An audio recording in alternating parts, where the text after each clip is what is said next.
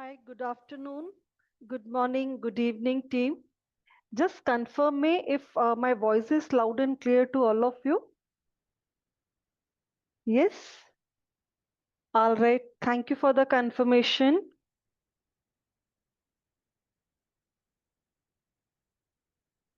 So, welcome to our fifth session of this cohort program. And I'm pretty sure all of you must have done the revision, what we had covered in our last session. Yes, we already started with our second chapter, that was the initiating process group of the project management, where we just begin with our stakeholders part, then the team formation, and how do we build the shared understanding.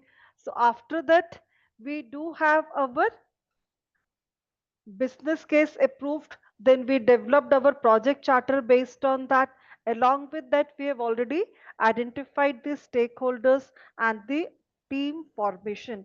So we are only talking about here the core team members, not the executing team members, right? So that is what we covered, and we also discussed about the determining project approach, Stacy matrix, and the agile suitability filter. That is what we discussed, how we could identify whether we should go with the predictive, adaptive, or the hybrid, considering the complexity of our requirement and the frequency of our delivery. So Vidya, second and third class notes, all right, because I thought I have already shared the link of my drive where all the chapter wise notes are there in the drive itself. So are you not able to access the drive, Vidya? Otherwise, I'll upload it on the drive, sorry, in the LSM. Are you using the LMS portal? Vidya, you use the LMS portal to access the session material, or do you use the drive to download those material?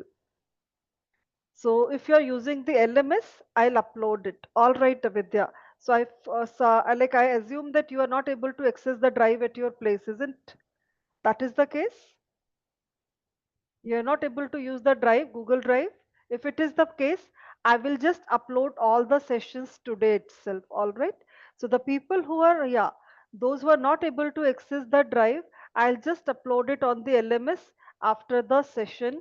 The engagement of stakeholders, team formation, and how do we build the shared understanding, our ground rules, and how do we determine the project approach. So all these chapter notes, I'll just upload it by today after the session so you people can access it.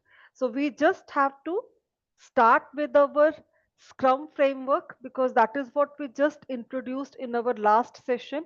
But we had to now discuss all those Scrum framework, all those roles and the ceremonies that we have in our Scrum. It is already, I think I shared on the day one this agenda, and this is available on the drive. Otherwise, I will just share this using the chat window, or I'll upload it on the LMS also. Okay, so you can access this agenda with this eco mapping that you would be able to use it. Fine. So I'll just upload this also on the LMS. Otherwise, this is there on the drive. If you go through the drive, all right, drive link you want to have.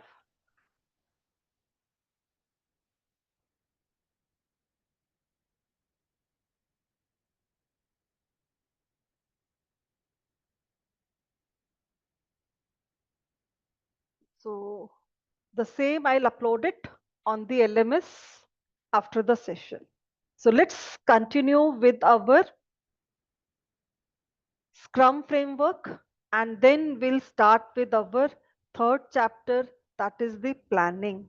So here we will talk about the detailed processes of our planning in the predictive, adaptive, and the hybrid. All right. So once we have our project charter or the vision statement, so based on that, we have to see how we are going to do our project and how we have to do the planning and all. Yes, Nitish, so that is what I just mentioned it. If the people are not able to use the drive, I'll upload all these sessions on the LMS. You can access it from there. Okay. All the class notes, I'll upload it. So let's talk about the Scrum in detail because your PMI PPT only talks about Scrum in the three slides itself. But let's cover because there are many of us for whom this framework is new because we're already working with our traditional waterfall approach. So we have not got any idea how the projects gets run in the agile environment. So that is what we'll just talk in detail. So Scrum is basically a very lightweight framework. So Scrum helps the people, organization, team, how they can generate the value through this adaptive way of working. So Scrum is a kind of a yes, it is in the lesson too when we talked about the project development approach, no? So there it has been explained. The second last slide of our second chapter is talks about the Scrum framework only. Yeah. So we are just going to talk in detail because we just have 2 or 3 slides by the PMI, but we will learn this particular framework because in our PMP exam you will have the questions based on this itself. Okay. So that is what we need to see. So Scrum is purely based on the empiricism. What does this empiricism means? Where we have all our learnings through the experimentations, isn't it? Yeah, learned by experience, tried and tested. And this is how we become flexible and adaptable to implement in our upcoming processes. That is what it is purely based on that. So we just have a very simple framework here and a kind of a processes, a kind of our structure, kind of our ceremonies we will be discussing. So when we talk about the Scrum team consists of three roles. So in our Scrum team, we only require product owner, we only require Scrum Master and the development team. So these three roles are going to be there and we just have a flat structure. We don't have any kind of a hierarchy. But do keep it in mind, it is only we are talking about the Scrum team, Scrum framework. In the organization, you will have all the other roles very well. Your product managers, your business analyst, you will have all the program managers, your functional managers, your project managers, their roles are always there. But when we talk about our Scrum team, it's always a flat structure, and we do have got three pillars of Scrum. Those three pillars are basically the transparency, inspection, and adaptation. These are the three pillars we say because when we talk about the Scrum framework, so always our processes, our work is visible to all the people. That is what we always maintain the transparency, isn't it? So we always have our complete artifacts or the documents whatever we prepare, so it is always going to be more transparent so that we can always work on that. Inspection talks about because when we are working in our project, so we know that we have to achieve our decided goal. So to achieve our decided goal, we have to always inspect frequently whether we are going correctly or not, or we do have any potential problems or a kind of a setbacks. So we always inspect very frequently, and that is how we are going to adapt to the situations. So this is how we always work together because it is always once we come across a kind of a deviation or a kind of a variances. So the team always adapt to those situations how they can do. So this is what like all those adjustments are done as soon as possible. So we are learning through our working and we are just inspecting it and we are adapting as much early as possible. So these three roles we'll discuss. Product owner role is basically he is the person who defines the product vision. So he will be interacting with the external business stakeholders, customers, and the other people, and he is responsible to define the scope, or we call that as a product backlog. So product owner will take the inputs from the other people, other stakeholders, and he is going to document what has to be developed, what all features, what all requirements should be fulfilled for our.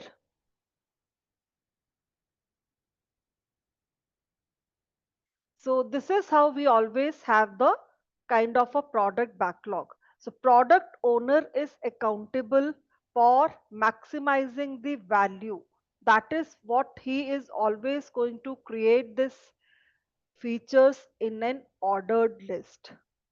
What should be done first, what should be done next, that is what is the product owner who is accountable. So he will be taking the inputs from the other people as well, and then he is going to create this backlog.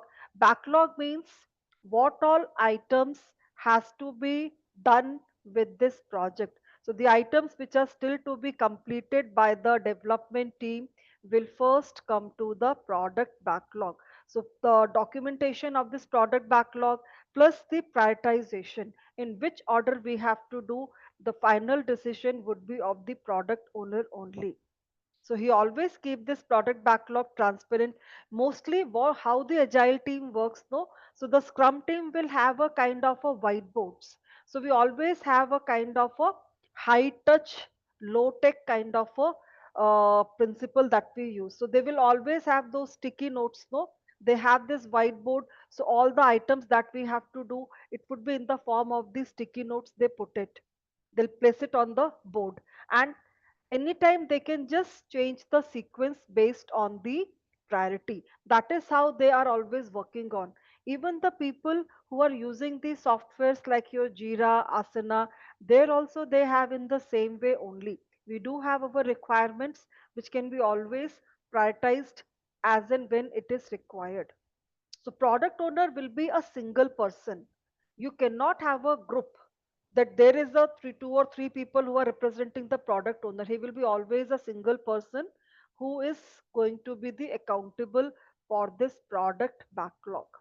And he has to clearly communicate about these requirements with the development team. That is how he works closely with the development team to get those items done.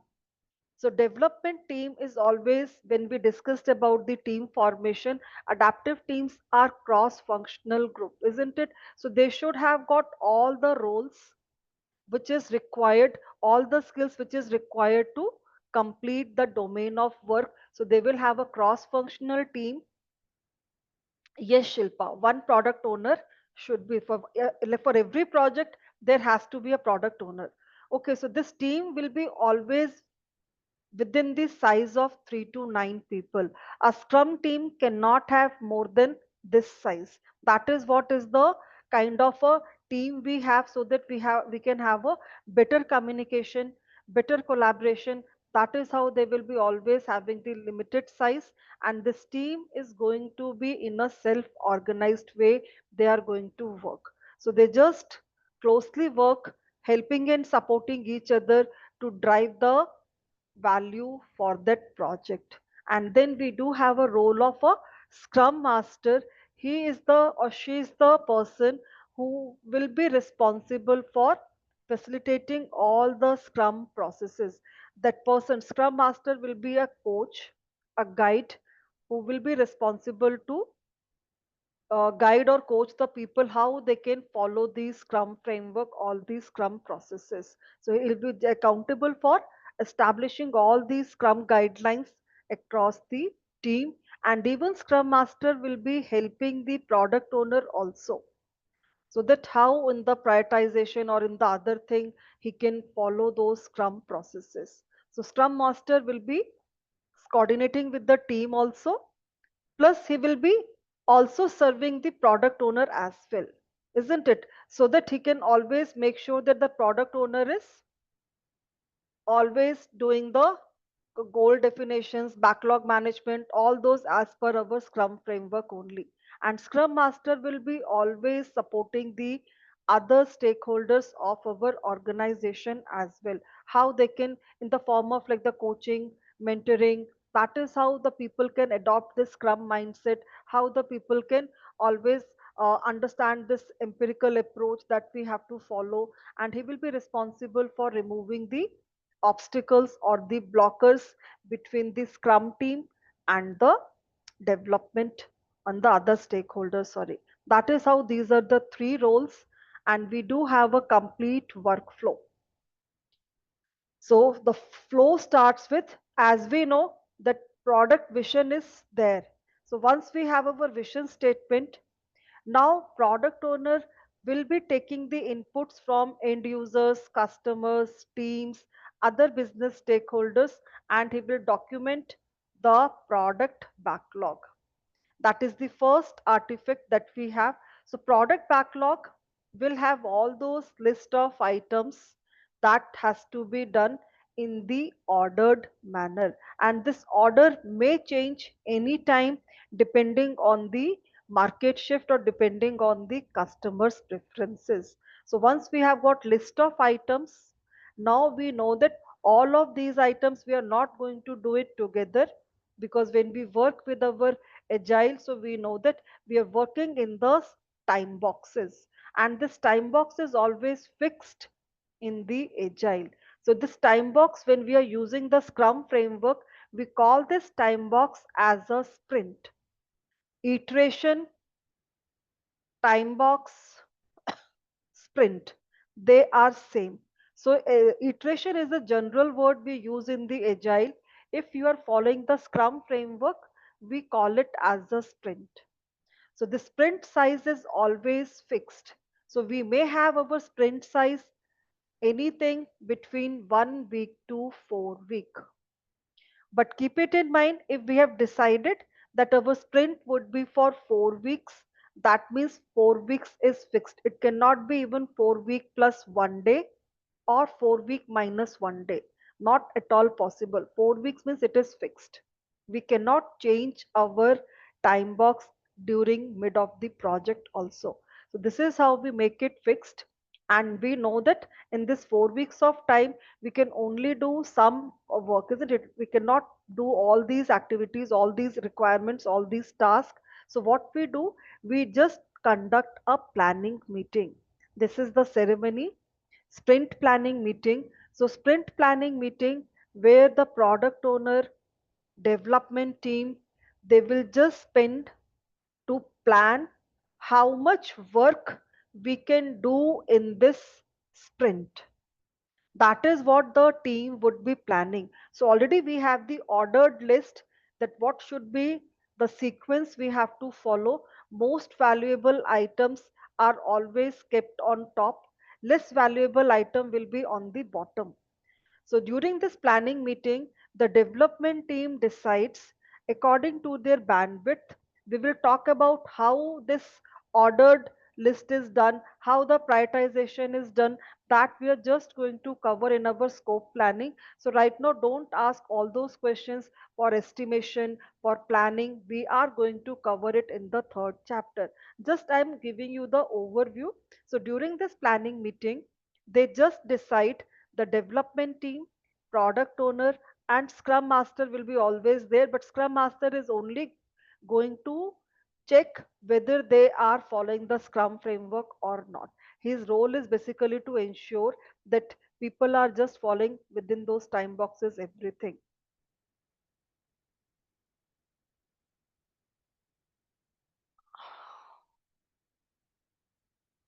Tejas, just a minute. I'll just come to that point also. Okay, please park that question for now. Now, sprint planning meeting is also time boxed. We have to make sure everything in our Scrum or in the Agile we have a fixed time box. So ideally, this sprint planning meeting can be not more than 8 hours. So ideally, what is the like combination that if you're working for a 4 week sprint, it should not exceed more than 8 hours. If it is a 2 week sprint, it should not exceed more than 4 hours. If you are doing with a 1 week of sprint, it should not exceed 2 hours. So anything between 2 hours to 8 hours is what is their planning meeting should extend. That is what Scrum Master will ensure that we're all having the time boxed. So once we are having this particular meeting, so what happens? This 8 hours or 6 hours of meeting, we just decide how much work we could do. So team sets their sprint goal and they have their sprint backlog. So the output of this planning meeting would be the sprint backlog. So out of these features, we have just taken a goal that we are going to complete these 5 requirements during our sprint. So this is what it will come to the sprint backlog. So now we have the sprint backlog is always the subset of our product backlog. So we are deciding this sprint backlog during our sprint planning meeting. Sprint is the time box. It is the term we use for our iteration. So we know that this is the ceremony of 4 weeks. That is what we call as a sprint. And during this sprint, we have to do certain activities. We have to develop some valuable component, valuable increment for the customer, because we know that with every iteration, we are going to deliver some value to the customer. So sprint is that. Sprint is the, you can say it is the heartbeat of the Scrum framework. So where we are just turning our ideas into the value. So this size is always, the time box is always fixed. It can range from 1 week to 4 weeks. So during the planning meeting, team decides, and do remember the planning is the responsibility of the development team. So we all together discuss, all the development team, that how much work we can complete it. So we take that target, and this is how we have our sprint goal in the form of sprint backlog. So they start working on their product, this is sprint backlog, and then every day they do have another meeting which is called as the daily scrum. So daily scrum meeting is nothing but it is always done by the development team, and the team only review their work. So they just have a very short meeting, not more than 15 minutes, and they just, all of the team members collect together and they discuss. Each team member will be just coming up what he did yesterday and what he is planning to do today. And if he is having some kind of a blocker, some kind of an issue he is facing, that is what they'll come up. They will not have a detailed discussion about their problems, about their issues during the daily scrum meeting. Okay, so this is how they will always have only 3 point discussed during this daily scrum meeting: what I did yesterday, what I will be doing today, and if I am having any problem. So not more than 15 minutes, that is how they will be doing it. Scrum master will be there just to ensure that people are following those guideline. They are not extending that meeting, they are not like deviating from their agenda. All that things scrum master has to do. So this daily scrum meeting is going to be happening on daily basis. Every 24 hours team meets together, and it should be always in the early of their day, like the morning of the day only, when they start their work. So they do a short meeting. Once the sprint is over, the 4 weeks are over, last day of the sprint, we do have a review meeting. So scrum review meeting is nothing but here we are going to inspect what is the outcome of our sprint, isn't it? So the development team is going to meet with the stakeholders. So product owner, our developers, and the other stakeholders, they are now going to review what the development team has done, isn't it? So it is a kind of a demo we are giving to the stakeholders, that this was our sprint goal and this is what we have done, and they collect the feedback from the stakeholders, from the product owner. So based on that feedback, we may have to sometimes update our product backlog. After this review meeting is over, the team does a retrospective session. Retrospective meeting, as we discussed, where we are just trying to improve ourselves, isn't it? So retrospective meeting, the main purpose is how you can increase your quality and your effectiveness. So when we talk about the inspect and adapt, the pillars of our scrum, so we know that during our daily scrum meeting also we are just inspecting and adapting, isn't it? We are just checking what we are doing it and where we have the issues and the blockers. So this is how we are just trying to check our processes, our product. And here when we are doing our review meeting, here also we are inspecting and adapting. We are just inspecting our product, what is the outcome of that sprint. So this is how we are inspecting and adapting.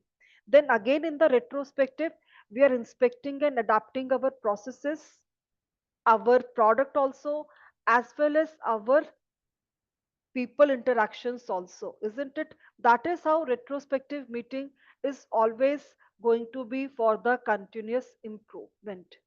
So what went wrong in our sprint, what went well in our sprint, that is what team will be having a kind of a discussion. So they just inspect about their last sprint.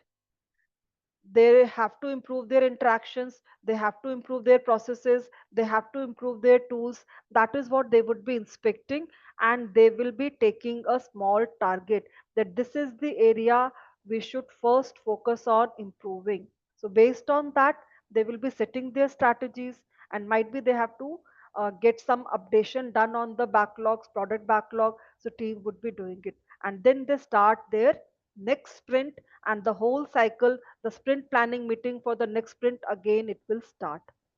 So this is how we have the ceremonies. So we start with our planning meeting, and that is going to be in the initial sprint, that is the first meeting of our sprint, isn't it? So that is where we started. And once you start executing your sprint, we do have a daily scrum meeting on every day. Last day, we have our review meeting, and we have our retrospective meeting. After retrospective, again team go for planning for their next sprint. So review meeting should not exceed more than 3 to 4 hours, right? And even retrospective also should not exceed more than 3 to 4 hours, based on again your sprint size. That is how we have the planning.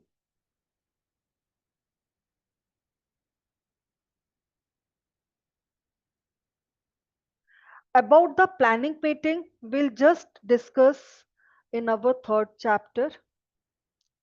No, we have our maximum, that I told you. We don't have to go into detail about the other Scrum processes that we have in our PMP, because this is a PMP certification. It is not any kind of your framework certification exam. So we are only going to focus as per the exam only. Yeah, after our retrospective is over, we just have our beginning of the next sprint. No, so next day we do start our next sprint planning. All right, this is how we do, and this is how it happens. So let's discuss one by one. Sprint planning meeting is always, as we know, it is the beginning of each sprint, and team has to plan what works they are going to do.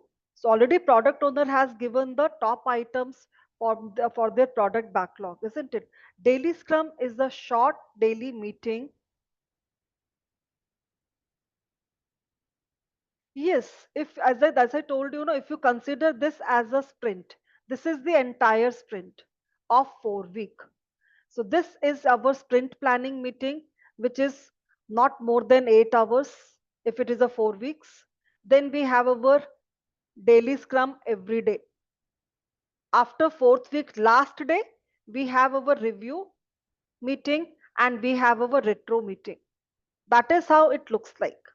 So we have during our planning meeting, we decided we have these 4 items to be completed.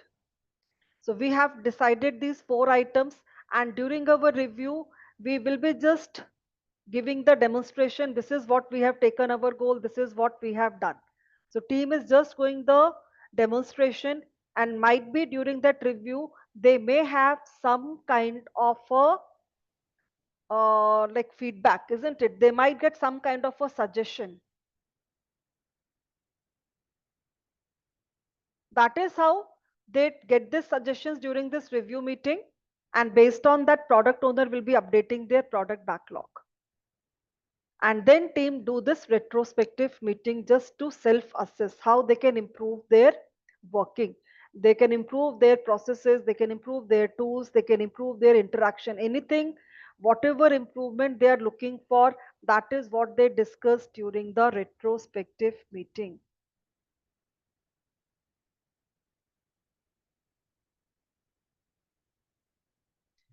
So first we are only focusing on our single team framework. That is what in our exam also you have to focus on the single team, right? In the real time, you know that you're working with a bigger project, you may have multiple scrum team. So that is what each scrum team is going to have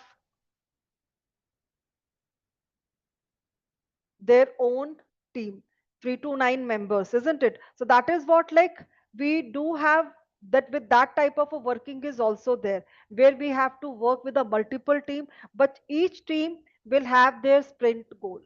That is how they will be doing the decision. Okay, just hold for right now about those multiple teams. So what you have to focus on with your single team, how we are working. So sprint planning is the first meeting of our sprint. Daily Scrum is an ongoing meeting that should happen daily. So that is a kind of a must have meeting which is always done by the development team. Product owner presence is not required in the daily stand up meeting, daily scrum meeting. In case team wants to have some clarification from the product owner, they may invite the product owner during the stand up meeting, daily scrum meeting. But the development team would be there. Scrum master would be present in all these meetings. His role is there just to coach and just to guide and just to find out those blockers, so that he can always assist the team with those removal of those impediments. So this is a very short meeting where they just share what did they yesterday, what they have planned to do today, and if they have any obstacles. Only these 3 points they discuss. They will not discuss about their issues in the daily scrum meeting. So they just have a kind of a board where all those points are there, that these are the issues. And during the meeting itself, if suppose there is a developer, he says he is facing some kind of a problem in the query generation, or there is a person who said that I'm struggling or I'm facing a problem related to the database storage.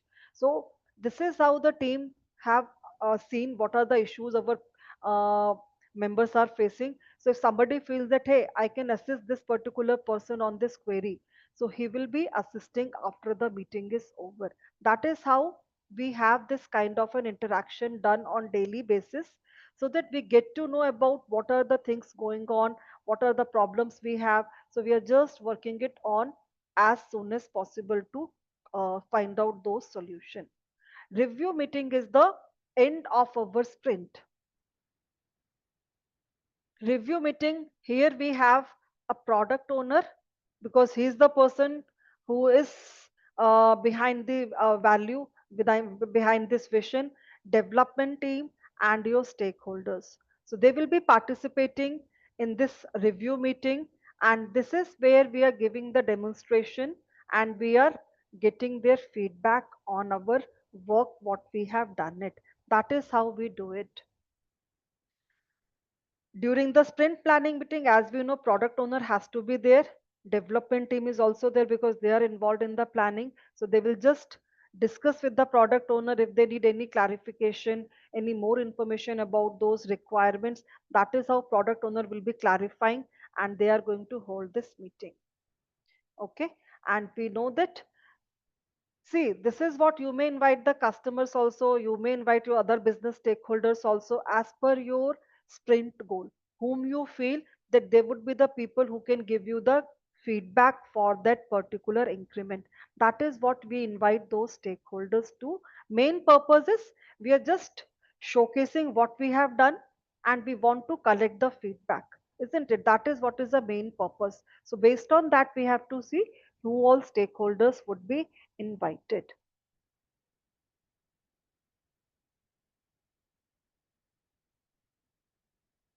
Now, the last meeting retrospective is where we just review what we did during the entire sprint. So, they just inspect what went well and what went wrong. So, during the sprint, they identified the team had faced lot of errors. We have got lot of defects in our working. So now they have to just do that root cause analysis, how they can improve on that. Or they identified that we faced lot of problem because our collaboration or our interaction was not good. We have to improve our communication part, collaboration part. Or they identified whatever is the area of improvement they look for, they just prioritize them. They collect the ideas from every team member and then they decide which should be the first thing that they should focus on improving. So based on that, they define their strategy, and based on that, might be if they have to update their product backlog, they will be coordinating with the product owner to do that. And this is what they will be implementing in their next sprint. And this is how continuously after every sprint, because we are having this retrospective, so we are improving with every working. That is what is the ceremonies are for. Okay, so these are the four ceremonies which will be there in every sprint. Sprint is the total time box, iteration name we call it as, where we have to deliver some value. Ideas are brought into the value, and we do have these four ceremonies in our every sprint. Okay, 8 hours maximum, 15 minutes maximum, 3 to 4 hours maximum, 3 to 4 hours maximum. That is what the time boxes we have based on our sprint. Yes, I will be showing you that example also. Okay. So as we know, project manager is not there in the scrum team, but this role is always there. So project manager role is taken by the entire scrum team. That is how we have in our scrum team. So scrum team consists of three roles: product owner, scrum master, development team. Now these are the detailed role of our scrum master, product owner, sorry. Krishna, I'll just come to that also. Product owner role is there. So product owner, as I told you, is one person, not a committee. Okay. So that is what like you should have it. And he is the person who will be collecting the inputs from the customers, end users, other stakeholders, every other business stakeholders. He is the person to update the product backlog. And there might be in your exam, sometimes in your question in your exam, that what if suppose product owner is not available? He has gone for a 1 week of vacation, and in between we have got some new requirements. The team has identified, or we have got some customer has given us some new requirement, what we should do in that case. Because as we know, this is the accountability of the product owner. So in that case, product owner do delegate this thing to one of the team member. So that team member can update this product backlog at the bottom of that product backlog. Always he will be putting those requirements at the bottom. Once product owner rejoins, the prioritization would be always decided by the product owner. Please make a note of it, especially the people who are not from this methodology. Always the ordered, in which order we have to do, it would be the final decision of the product owner only. We cannot do that. Product owner will collaborate with the team to discuss with the team, but final decision would be of the product owner, that in what order we have to do our work. Okay, that is what is his responsibility, and we have to respect it. He is the person behind the vision, and he is the person who has to clarify all the things to the development team. So that is what is the role of product owner. He represents the customer actually. He is a kind of a voice of customer. No, that is what, as we told you, no. So that role is we call as a product owner. Project manager role is different for coordinating that work and everything. That is what I just mentioned. We know that project manager has to interact with the stakeholders. He has to delegate the work to the development team, to the resources, isn't it? So that is what all these roles are going to be shared by our development team. Few, because when it comes to the task delegation, that who has to do what, product manager does in the traditional. But the same thing, we know that development team decides who will be doing what, how they have to do. All the development team is responsible for that. Okay, so product owner role is basically, yeah, you may say whatever name you are using it, but in scrum team we have to particularly following the terminology. Maybe product manager is what he can serve as a product owner from the performing organization, but in the scrum team we call it as a product owner. He is the person who is the interface between the stakeholders and the development team. He has to clarify the development team about the things what has to be done with the project. Scrum master role is what we call, always he is a servant leader. So for your exam, mostly if you come across there is a project agile project manager, so you have to think of as a scrum master.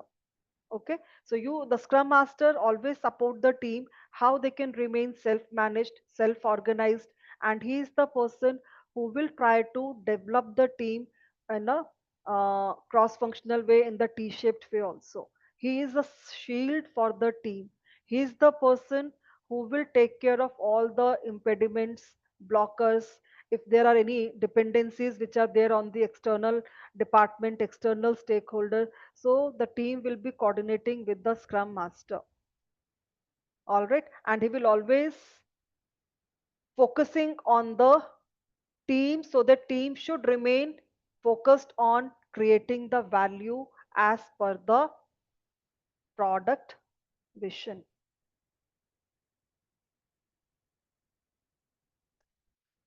If you remember when we talked about that product life cycle, isn't it? Project manager is more aligned with the operational part, isn't it, in the execution of that particular vision. Product manager is what, like, he's having the focus on the strategic vision, isn't it? That is what is the main responsibility. That is what, isn't it, he has a complete focus on that. No, Hitesh, as per the Scrum, that says we should have one product owner for one project. Ideally, for every project, you should have a separate Scrum team. But in the real time, though we are practicing it, but according to the Scrum book, Scrum guide, they says no. All right. But in the real time, we do have practicing the same thing, that for 2 or 3 projects you are having it. But according to Scrum book, the Scrum team has to be separate. Nisha, it could be same role, okay, but that is what I am telling you. They can be same also, but when we talk about our Scrum team, so we have a Scrum master, development team, and the product owner. Okay, so Scrum team has three roles: product owner, Scrum master, development team. Only focus right now that we are doing one project before we move on to this. As I told you,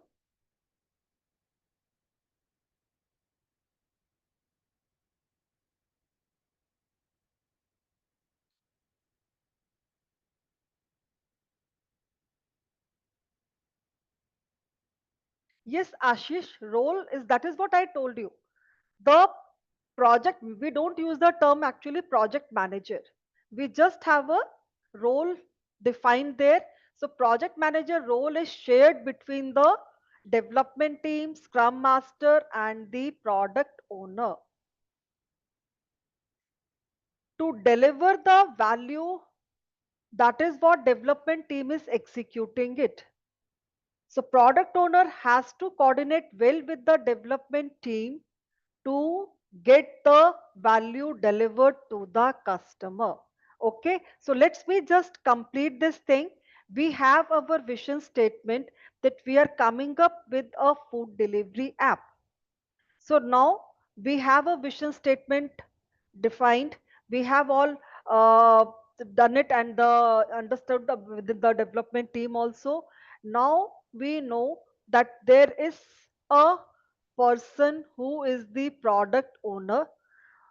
In order to deliver this vision, he has to ensure what all things, what all requirements, what all features we have to do. So, based on that, he will be interacting with the customer, end users, other stakeholders, team also, so that we know how we have to develop this. So, all those features, all those requirements will get into this product backlog. Product backlog you can consider as the high level scope of our agile project. Nisha wants to speak something. What is your query, Nisha, related to this topic or something else? Yeah, I've given you the unmute access. Ma'am, hi ma'am, thank you. Just one doubt actually. Scrum Master is same as Project Manager, right? So in the Scrum we call it a Scrum Master, but in the other way we'll call it as Project Manager. So See, Scrum Master is wait, different wait, from wait, Product wait, Owner, wait. right? Scrum Master, product owner, they are different. Even don't get confused. See, that is what we say in the Scrum team. We don't have any role of project manager.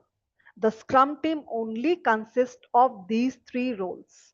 Scrum team will have these three. In your organization, you will have the other roles very well. But when we talk about our Scrum team, who is going to complete this project? So we know that Scrum team has only three roles. That is the product owner, Scrum master, and the development team. So the role of project manager is shared amongst the Scrum team itself. Got it? Because what is the role of project manager? Ideally, he has to interact with the stakeholders, he has to execute the work, he has to delegate the things to the team, how it has to be done, he has to supervise, isn't it? He has to monitor the things. That is what he's doing it. He has to lead the team, motivate the team. All those things is what project manager has to do. So same responsibility of the project manager is shared amongst these three roles. So when it talks about that we have to have our project objective, project vision, that is what is the product owner or the in collaboration with the business analyst they are doing it. They always coordinate with the customers, other external stakeholders, business stakeholders to know what has to be done. So ma'am, 1 second. So just one doubt. Product Owner and Product Manager can be same. Yes, it can be said. Okay, but Project Manager is different. Yeah, project Yeah, manager role is not there in the Scrum team. Scrum, not there in the Scrum. Yeah, Okay, but thank you, ma'am. if you want to just relate it, you can imagine with the Scrum Master only, okay? Because manager word says someone who is dictating, someone who is directing, someone who is managing. So rather than that, we use because here we are having a self-organized team. We are working with a kind of a collaborative environment, isn't it? That is why we avoid the term project manager here. Okay, can I Just ask one more question? yeah, Can I ask one more question? yeah. A meeting that is held at frequent intervals in Agile is retrospective or a status meeting? Daily scrum is a kind of a regular one with every day during the sprint we have to do. Retrospective will be only done once for each sprint. Sprint review, sprint retrospective, sprint planning, one time only for one sprint. Only the daily scrum is the recurring, which has to be done on daily basis. If our sprint is for 4 weeks, so every day during this 4 weeks of time, we should have a daily scrum meeting. If you are having your sprint of 2 weeks, that means every day for this 2 weeks of time, there would be a daily scrum. But sprint planning is always done once for each sprint. You cannot have multiple planning for your sprint. Once we have decided our sprint goal, it is freezed. Now the sprint scope cannot be changed. Ma'am, not that I'm asking. Frequent interval, the meeting is retrospective or status meeting. So it's confusing actually. The answer is retrospective, but then what is the status meeting? That also in the frequent intervals, right? See, frequent interval, if you're talking about with every sprint, after every completion of the sprint, we have a review meeting, which is a kind of a demonstration, and retrospective is done by the team for improvement, isn't it? Status meeting is a different. Here, when we talk about our daily scrum meeting, so daily scrum meeting is where team is just reviewing their work only. Status meeting is done between the other stakeholders, other people, other also. That is where we are all like focusing on the other aspects also. But when we call about this daily scrum meeting in the agile or in the sprint, it is always where we are focusing on our sprint goal, what we had done yesterday, because every day team has a kind of a fixed scope that they have to do it. So they have to review their work whether they are going as per their plan or not, because they know that they have to complete certain work, isn't it? I'm not using that points right now, because they do calculate that we have to complete these many points in the sprint, so they have to monitor it on the daily basis. That is what they use some of the tools for progress, their charts, isn't it, velocity, all that thing they use to ensure whether they are progressing in a correct way or not. So that is what the daily scrum meeting is being done for. Status meeting could be not in a kind of a daily basis, it could be done as and when it is required, where we do interact with the other people also apart from our development team. In the status meeting, you may have other people also involved, but when we are talking about this daily scrum, that is going to be happened on daily basis. Yes, Nisha? Yeah, I got it. So you are telling status meeting, it's not necessarily need to be conducted. Daily, on So daily. frequent interval meeting should be retrospective. That should happen anyway. Yes. Okay. All Got the it. ceremonies are important. Every Got ceremony it. is important in the sprint. Okay, please do keep it in mind. Every ceremony is important, that we had seen. For every sprint, we have to have our planning meeting, we have to have daily scrum on daily basis. That is what is the role of scrum master. Scrum master has to ensure that everybody has to follow these ceremonies and with the time boxed manner. Okay, so just I'll show you this example only. So we know that we have our product vision. So based on that product vision, product owner will be interacting with our other stakeholders, so that we have our product backlog. So right now we have entered some of the items in our product backlog. Now it has to be sequenced in a ordered, and how the product owner ordered this, we will talk about those prioritization technique also. So we know that in our agile, we always focus on the value. So he will be prioritizing the product backlog based on the business value.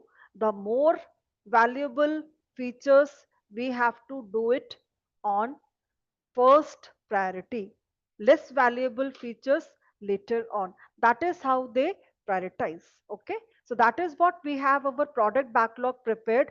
Now the first meeting starts of our sprint, which is the sprint planning. As I told you, based on the sprint size, it could range from 2 to 8 hours. And we know that it would be done by the development team. It would be done, product owner has to be there, and Scrum Master would be there for every meeting. That is how they do it. So the output of the sprint planning meeting would be your sprint goal in the form of our sprint backlog. So the team takes that, yes, according to our capacity and the capability, we would be just completing, let's say, 1, 2, 3, 4. This is what we have taken in our sprint backlog, these 4 items, let's say. So that comes to our sprint backlog. Now we have done, our planning meeting is over. So our sprint will start. So here every day, if it is for 8 days, sorry, 4 weeks, or if weeks, so that means 4 into 5, 20 days, our sprint will happen, isn't it? So every day we should meet once in a day. And already team are working on a collaborative environment. They are all are working co-located way only. When we talk about the agile team, we always prefer to have a co-located, so that we are all having a good interaction, and we can always have a better bonding also. We can just interact in a better way once we are all present at a same place. Okay, and we cannot change the size in between. We cannot change the scope in between. Scope of sprint is fixed. That is what we do plan for every sprint in a detailed way. We have a top level planning, high level planning at a product backlog, but we always have a detailed planning at every sprint. The last, we will have our review meeting. So here we are just going to show our product to the product owners, stakeholders, and your team will be participating. Scrum Master can also be there in that. So this is on a regular basis. Planning meeting is only one per sprint. Review meeting is going to be one per sprint. And your retrospective also will be going one per sprint. In the retrospective meeting, development team, your Scrum Master, you may invite some of the other stakeholders also for doing this retrospective session. And there was a question, what if suppose, because of any reason, because though team has decided on their own that this is what we will be completing in the sprint.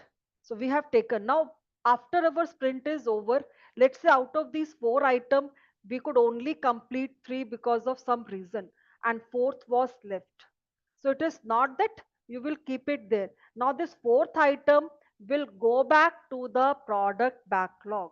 Whatever work you have done, you will be just presenting that during the review meeting. What you could not do will go back to the product backlog. So next sprint planning meeting, again we'll have a fresh sprint goal. So that fourth item which you have shifted to the product backlog, now in the next sprint planning meeting, when we are going to decide, maybe you will be doing it in that, or sometimes maybe because within this 4 weeks of time some more valuable items must have been added. So that is what in the sprint planning meeting we decide. So the remaining, the leftover items will be always planned again, and it would be done in the future sprint.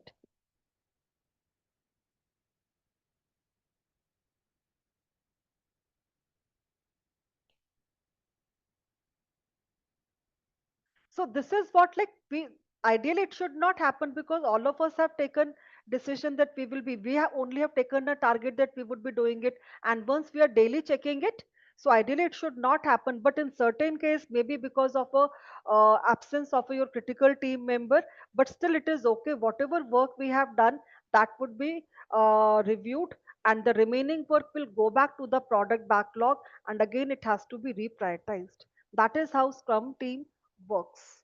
Sprint backlog definitely is a subset of the product backlog, isn't it?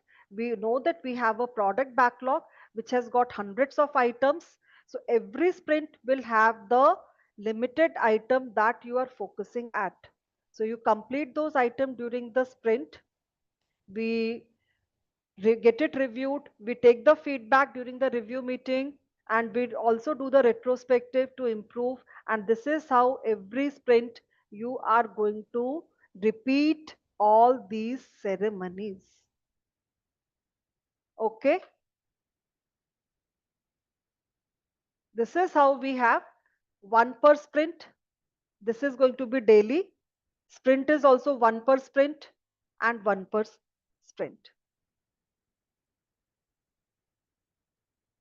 So scrum ceremonies, just tell me, scrum ceremonies are clear or still anybody has a doubt? What we do in the sprint planning? So we discussed about the role of product owner. We discussed about the role of scrum master, because scrum master will be serving the team also. Scrum master will be serving the product owner also. Scrum master serves the organization also. His main role is how the people can develop this agile mindset, and how the organizational other stakeholders also they can develop that. Shilpa, yes, we only spent for planning meeting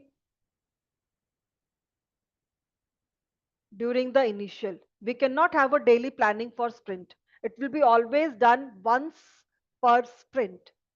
Sprint planning meeting will be always once per sprint. Development team, as we know, they are the cross functional, self organized, self managed, and we don't have any hierarchy. And it should be less than 9 people. The development team is responsible for their sprint. They sprint backlog is the responsibility of the development team, because they have decided what they will be doing, who will be doing what, how they will be doing it. It is all going to be decided by the development team. They are responsible for planning in the agile project, because in the agile the detailed planning happens sprint wise. So development team is responsible for planning. They have to ensure all those quality processes, everything they do, monitor, they do check on a real time basis, regular basis. So they do use certain tools for showcasing or to keep themselves transparent, visible. So all those whiteboards are there. They have so many other Kanban boards that they use to make sure everything is visible to all of us, that what they are doing, what is they have done, what is their work in progress, everything they have the responsibility. So they are all accountable. They are all going to support and help each other to carry out the work. Always we know that the Scrum team, because the resources are always decided by the senior management only. They decide who will be there in the team. So the organization decides, okay, we have a role of product owner, Scrum master. That is how we have our Scrum team formed, isn't it? So this is what we do. The sprint goal is going to be decided, and how to implement that is going to be done by the development team only. We'll talk about Rakesh. Information radiators are nothing but, once the team is working and this is their workplace, so they have their boards actually. On these boards, they just show their progress, what team is doing it. So they have some kind of a information radiators, visible picture about the work. All those the progress charts, other things they have to always maintain. I'm just coming to that. So once we are planning for our sprint, so we know that product backlog has got so many items. So how the requirements in the agile is collected? How do we understand our requirements? So in the case of agile project, the requirements are always collected in the form of a story. We call it as a user story. Okay, so every requirement in our agile project is nothing but it is a user story. So what does this user story means? User story is a simple story format where we just describe, as a user, as a shopper, or as a customer, I want this feature, I want to log in into the app, what value I will get, so that I can buy the product. That is what we do have, a very simple format of a user story. So all those requirements we just collect it in the form of user story. If for the same our app, food delivery app, we know that we have to work on, so we know that we have to have a login feature. So for that we have just described a simple story. As a user, I want to sign up using my mobile or email so that I can get the access to that app. As a user, I want to log in using my OTP or password. So all those requirements we just collect it in the form of a simple user story, and format is as a user what I want, what feature I want, so that I get this value. So this is how we capture the requirements. So this is what product owner development team are responsible to refine this product backlog items. All these requirements is what we know that product owner is responsible for that, isn't it? So it is all the responsibility of the product owner, what requirements we have to do in order to drive this product vision.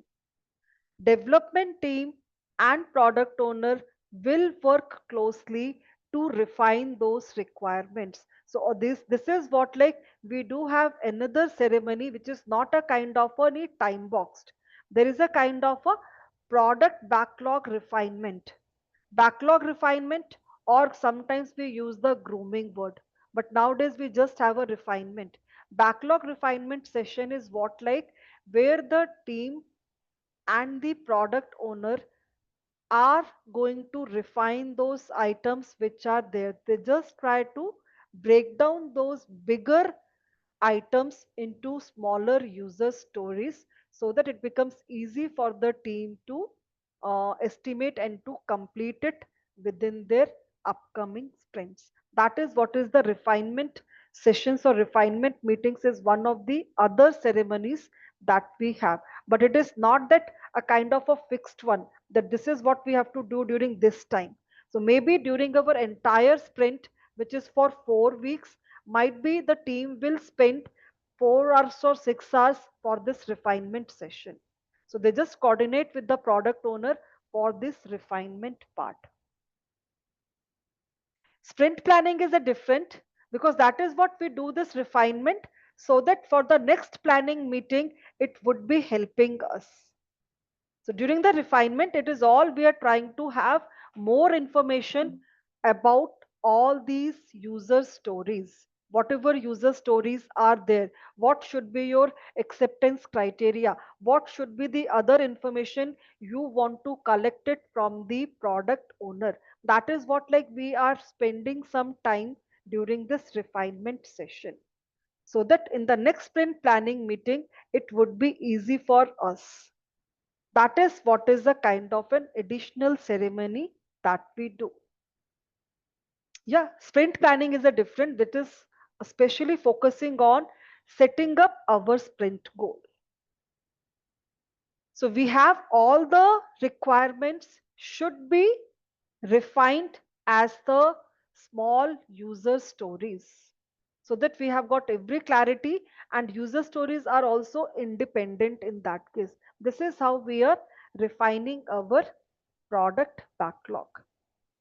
So once you have this product backlog, might be we have decided out of that, in the first sprint in our planning meeting, we decided our goal has to be, we have to enable user account creation and the profile management. So to achieve this goal, we have decided we will be doing these 4 or 5 user stories. That is how team decides what should be those user stories. For each user stories, who will be working on the designing part or the development part, testing part. So it is always decided by the development team. And then once the sprint is over, they will be doing the review, retrospective. Again, they'll go for the next sprint planning meeting. So they may have a next sprint goal. That is how it is ongoing things in our Scrum framework. So sprint planning is the first meeting. Just product owner communicates the priority, and based on that, team decides how much work they would be doing it based on their team capacity and the estimates. So they just have their the sprint backlog clearly defined, and this is what they would be doing it. Daily scrum is where we have only three questions which are being answered. During this meeting, team should not do any detailed discussion. After the meeting only, then one on one, we will be doing those discussion on those blockers, on all those issues or the impediments. But it will not be discussed during the daily scrum. And it is always done by the development team. It is the meeting that we are doing it, isn't it? There are some other ceremonies where we have to invite other stakeholders also. That is what we have a others name, we will be just talking about that also. Sprint review, as we know, it would be done by the development team, product owner, customer stakeholders. All this is where we are showcasing our demo, and we want to get that feedback, and based on that feedback, product owner will update the product backlog. And last ceremony is the retrospective. So they just come together and they have a kind of a whiteboard, or every team member will be getting a sheet of paper. What went well, what went wrong. So all the people, all the team member have to give their points. Every team member has to give their points. Then we all collect these points, and based on that we prioritize, we narrow down that list. Okay, out of these points we have decided we are going to improve on these areas. And how we are going to do that? We just do that root cause analysis, we decide, we close our retrospective, and it would be implemented in the next sprint.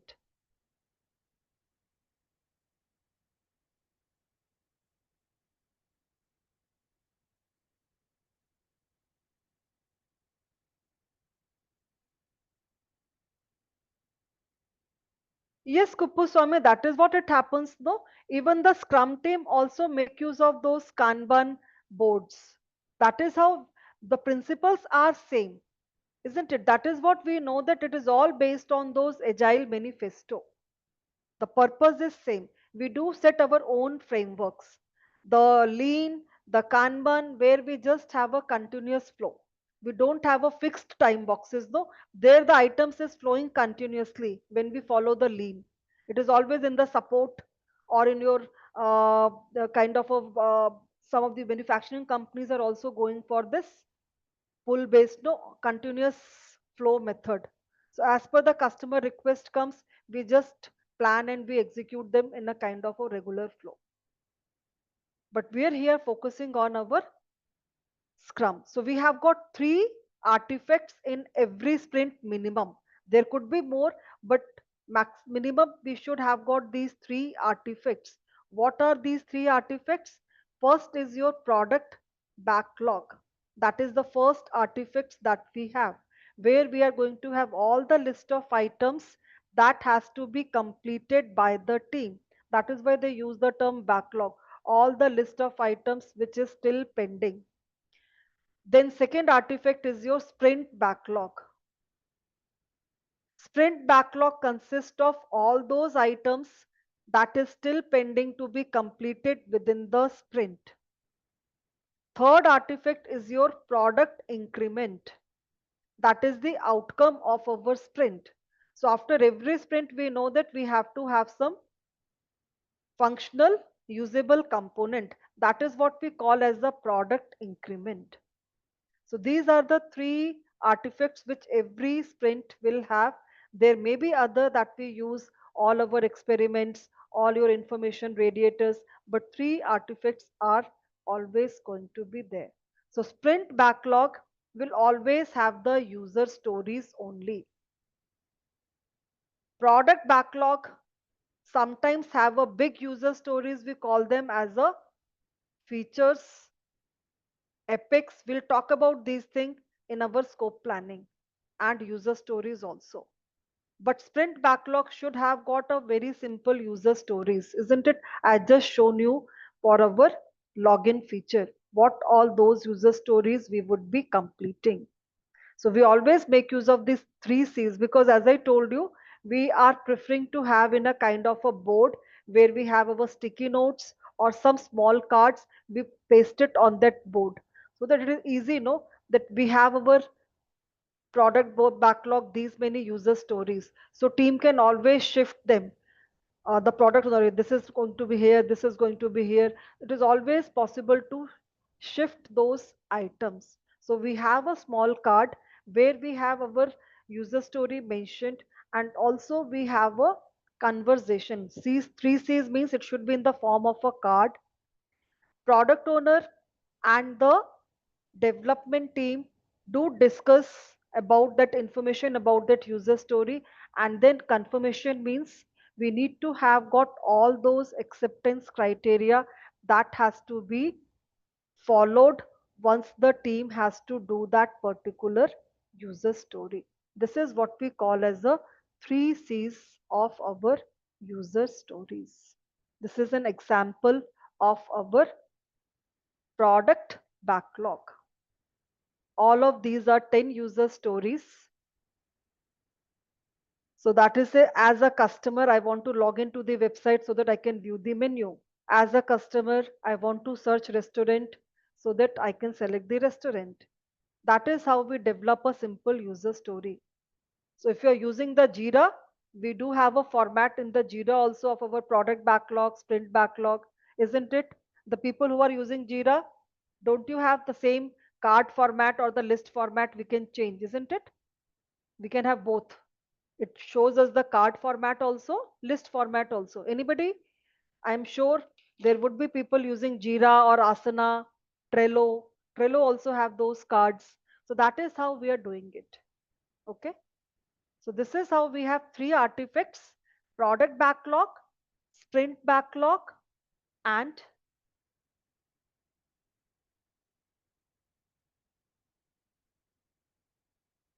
Nisha. Why we use this backlog? Because backlog says these are the features, these are the requirements which has to be still completed by the team. Product backlog will have all those list of items which we have to still complete during this project. Sprint backlog will have all those items which team has to still complete during the sprint. Okay. So that is why these terms were being used in the agile way. Product backlog or requirement backlog, maybe whatever term, but backlog is what like we use. Because these are all the things which are still pending. It is not, this is what like still we have to complete it. That is what like it is still in our backlog. If your people do have this kind of a thing. Backlog, product backlog, as we discussed, it can have a user story. Sometimes product backlog may have the features. I think I just shown you, no, because might be in the beginning, in the initial stage, the product owner has just collected the requirements, isn't it? So maybe the product owner has just collected that requirement that okay, we have to have a real time GPS tracking for the deliverable. Now this cannot be considered as a user story. This is basically a kind of a group of user stories. So this could be called as a epic, or we call it as a features also. Just consider right now, because I'm not going into that. Product backlog can have big requirements also, major chunk of work also, that has to be decomposed into the user stories. So as we know, we have our product backlog where we have to work on a feature. Search and filter is a feature. This is the user story.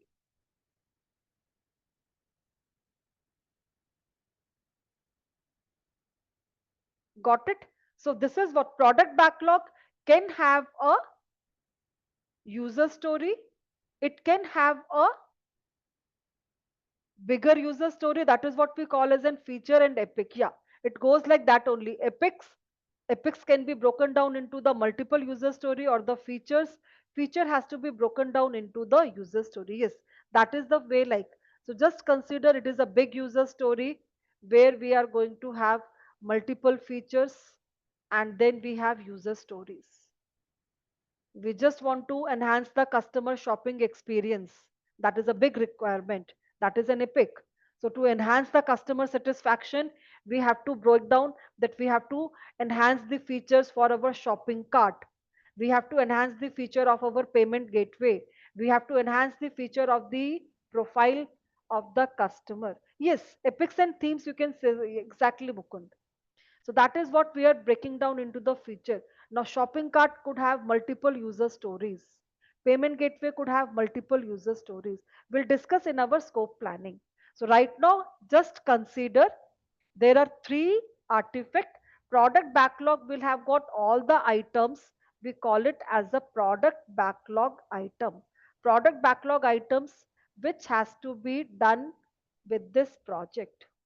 Sprint backlog will have got all those items, all those user stories that will be done within the sprint.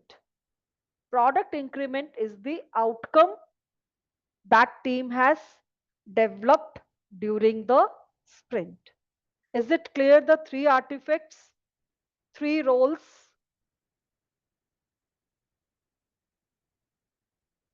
and ceremonies? So five ceremonies means sprint is the entire ceremony, and then we have our sprint planning meeting, we have daily scrum, sprint review, sprint retrospective.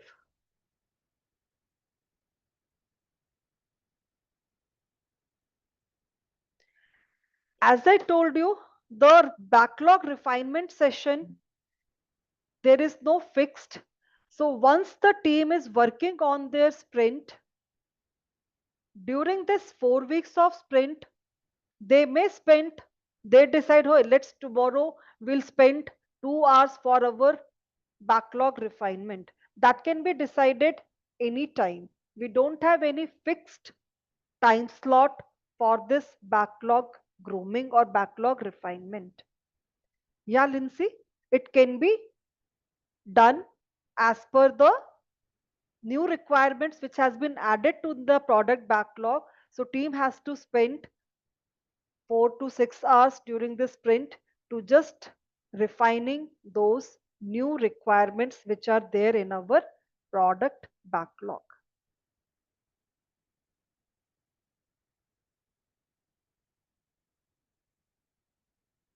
Yeah, this is the additional meeting which is not a part of our sprint meeting. Okay, that is the additional ceremonies we'll talk about. So those additional ceremonies, what we have is your first. I think there was a question from the Tejas earlier. So that is what we have, a product strategy meeting. So this product strategy meeting is nothing but once we have our vision statement, so based on that, we do define our roadmap, isn't it? That for this entire project, we need to have maybe 16 months or maybe 12 months. So, first quarter, what we will be working on, second quarter, what we should do, third quarter, what we should do. So, like that, they do have a high level planning for their vision. Roadmap is prepared. So, based on that only, we will be doing our further planning. So this is what, like, where the product owner is just going to share the entire product vision in the form of a roadmap. Yes, Swapnil, you can link it that. If it is a kind of a program, no, we do have got multiple type of things. So that is what we are just showcasing. This is what is a high level, very, very high level details of our entire product vision.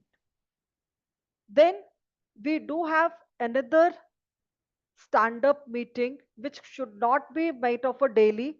which could be done. This is again not a kind of a ceremony that we have in our scrum, but it is always very subtle difference is there between your daily stand up and your daily scrum, because daily scrum what we discussed was more of scrum framework.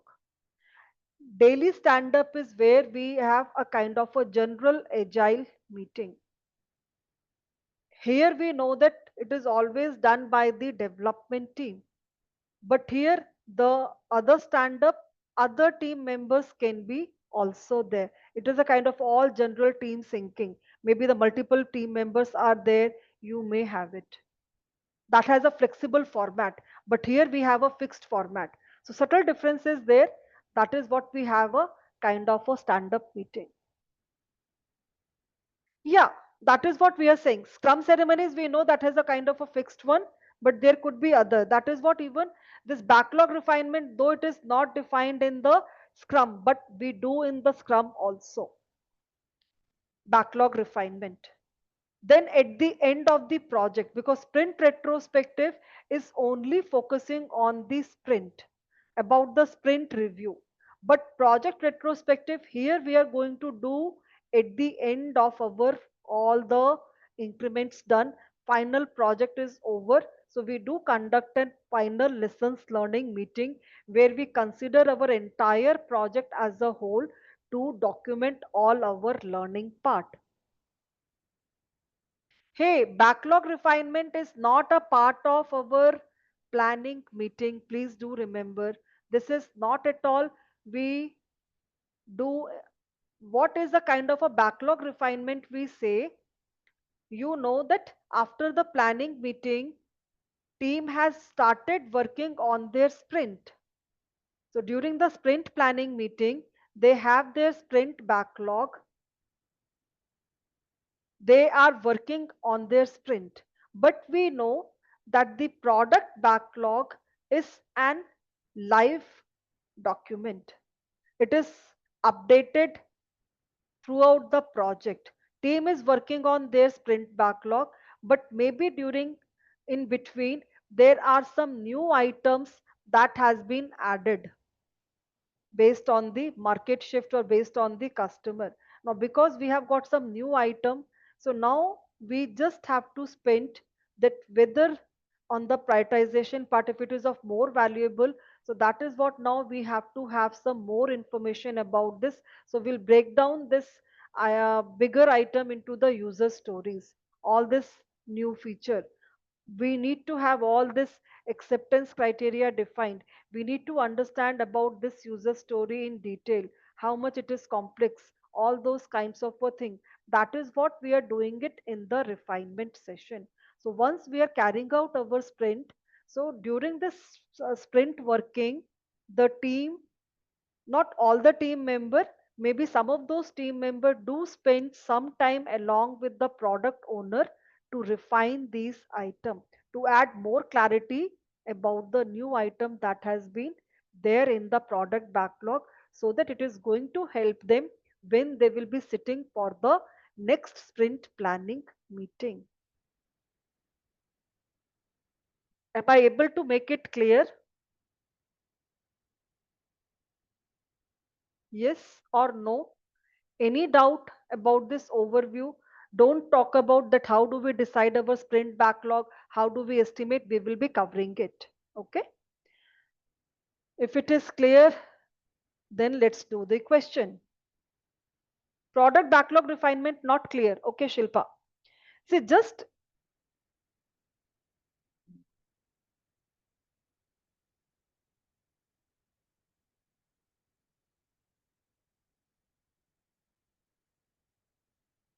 what is the doubt, Shilpa? Let me just have a more.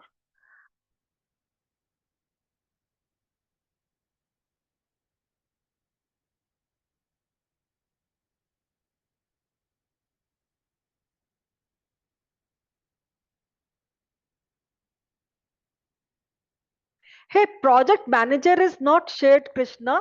I'm saying the role of project management is shared. What is the role of project manager? So that role is being shared by the different role, isn't it? So we know that we have our Scrum Master, the development team is responsible for planning. Okay. Now, backlog refinement, let me just first clear the one by one. I'm saying that role of project manager is shared amongst the three role. So what is the role of project manager? Has to coordinate with the stakeholders, he has to delegate the work to the team, isn't it? He has to always define those things. So that role is being done by the Scrum Master. He is going to remove all the impediments, all the issues. He's going to coach and guide the team. Product owner is going to define the visions. He's going to interact with the stakeholders. All those things he's doing. Development team themselves are planning what, delegating of work, what they should do, how they should do, who should do. That team is deciding. That is what it is shared. Now, backlog refinement, just imagine you have your food delivery app. So we decided we have a login feature. We have a placing order feature. We have our payment gateway feature. We have our real time tracking feature. So this is what we have in our product backlog earlier. So team has decided that during their first sprint, they will work on the login features. How customer can log in using their mobile number, email IDs. That is what they have done it. So team is carrying out this work. Now, during this 4 weeks or 2 weeks of time, we know that it is 80 hours each team member is spending. So we are not through like thoroughly or the throughout the time working on this sprint. Might be in this entire 80 hours, 2 to 3 hours we'll go and sit back with the product owner so that we can have some more refinement done for this product backlog item. You can try to just decompose the bigger user stories into smaller one. You would try to cater more information about these requirements. You would be doing the estimation. Sometimes you have to have the understanding about their checklist acceptance criteria so that we have got all the necessary information. Now when we will be going for our next sprint planning meeting, these refinement what we have done earlier, it is going to help us. So when we are doing a kind of a time spending on refining the product backlog item or providing more details, that is what we called as a refinement. Yes, refinement would be done by the product owner and the development team. It is not at all we do during our planning meeting. The sprint planning meeting is only team is going to understand that based on the ordered list by the product owner, we know that we have to do this on the top priority. So we just understand based on our capacity, we can only complete 4 or 5 tasks. That is what team takes as a goal. Okay. Let's do this question, then we'll go for the break.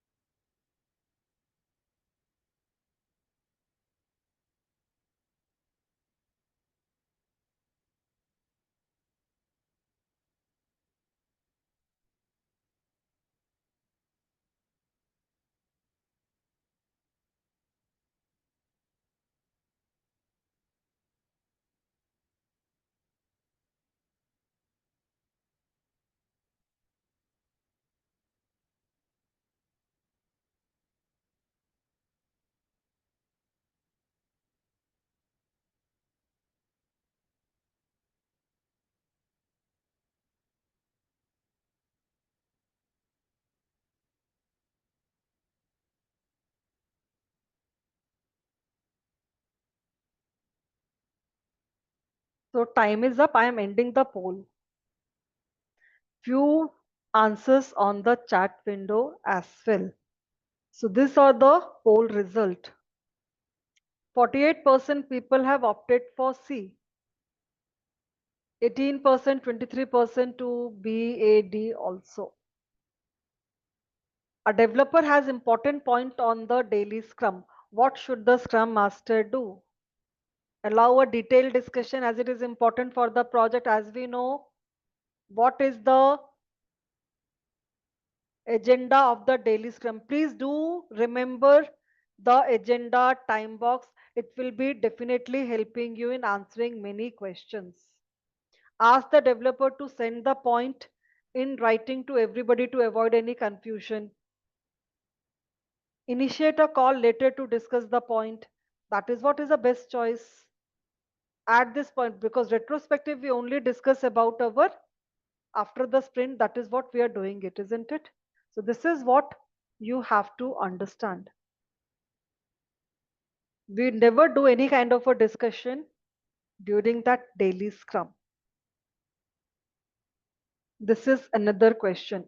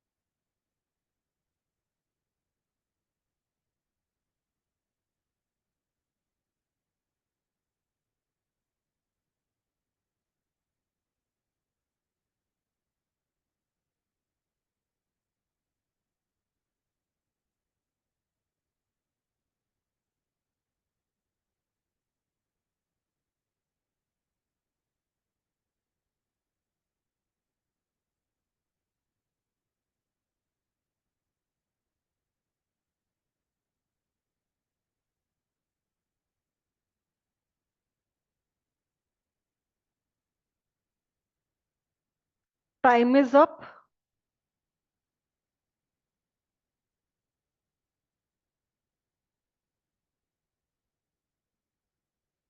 This is the poll result. This is the actual answer. I think on the chat window also we have got few beats.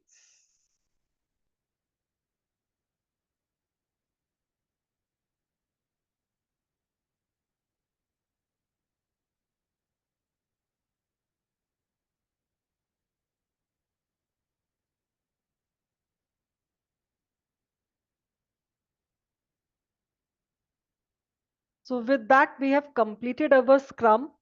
Any questions as of now?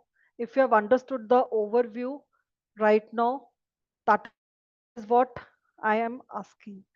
Not in detail about the prioritization. The simple, it's a very lightweight framework. Just have three roles, three artifacts, and five ceremonies. Five ceremonies means we just consider sprint as a complete ceremony. Sprint, sprint planning meeting, daily scrum, and your what we say review meeting and our retrospective meeting. These are the five ceremonies that we have in our Scrum framework. Yeah, four are the daily Scrum. When do we adopt the Scrum framework? When we know that we have to always work with the evolving scope. We have to remain flexible. We have to deliver the value fast to the customer. That is what we should always use the Scrum framework, isn't it? Where person is looking for the value fast, isn't it? And periodic deliveries. That is what, like we say, we always prefer this agile and the scrum framework, isn't it? Where why it is called lightweight? We just have a very minimum flexible structure here, no? We all have got just enough processes, enough guidances how we can do it. We are not having a very detailed or so many planning, so many things that we have to do in the scrum. It all talks about very, very small things. Yes, Hitesh, we will be talking that's about the estimation, about the prioritization, how the agile projects get the scope planning, schedule planning, budget planning, isn't it? How we are going to do and how we have to monitor. We do use all these tools for monitoring our progress, no? How we are progressing. All the tools, burn up, burn down, velocity charts, we will be talking about that. When we say kind of a multiple teams, isn't it? So that is what, when we work on a project where we have got a very big project and we are working with a multiple team, in that case we do have a, I think in the governance also we just discussed, if there are 3 or 4 scrum team working together, so in that case there has to be a intermediary licensing person who would be coordinating with the different team. That is what we have, a scrum of scrum. You may have a project manager for that. That is what is a kind of a scrum of scrum we call it as. So Scrum Center of Excellence is always there. I think there is another question on the chat window, because it is always a kind of a body, no, which will be always ensuring that everybody is following with the best practices. We are just having all those kinds of a complete support to the team, all those coaching, training. That is what we should have in that way. So Scrum Center of Excellence. That is, we know, no, we discussed that during our PMO type. If you were there, Ami, right? So, if no more questions, should we take a break now? Then we'll start with our next topic, next chapter rather. We are going to cover in detail about this planning part. So, right now we have just understood the framework, because there are many people who are not from this. So, I just gave you the overview of that, though we have spent, I think, more than 1.5 hours for that part. Okay, so nothing to worry about. We are going to discuss about how do we do this planning, scope, schedule, budget, everything we will be talking in our next planning chapter only. So I'm just starting my clock just to ensure everybody is on the same page. So after 10 minutes, we'll again continue.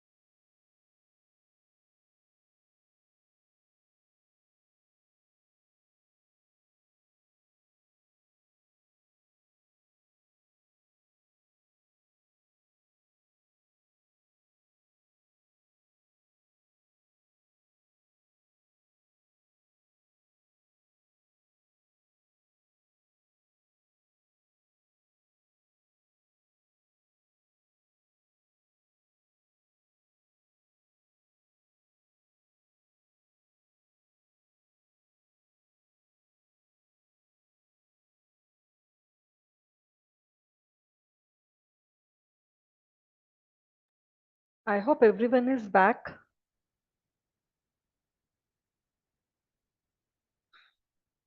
All right. So the PPT which I am using, it would be available on the drive under your additional slide content. There is another PPT which, because I have already taken some another example to explain that Scrum framework, we have one pet adoption app, that is what explained there. But this PPT also I'll upload it. And the backlog that I just showed you, we are going to discuss our entire scope planning, scheduling, everything using these food delivery app. So this is what already it is there on the drive as well. I'll upload it on the LMS as well, as there are people who are not able to access the drive. Okay. So the PPT which I showed you, the role ceremonies, same I'll upload it under the additional, sorry, under the task notes. Okay. So in your second chapter, I'll upload the Scrum PPT as well.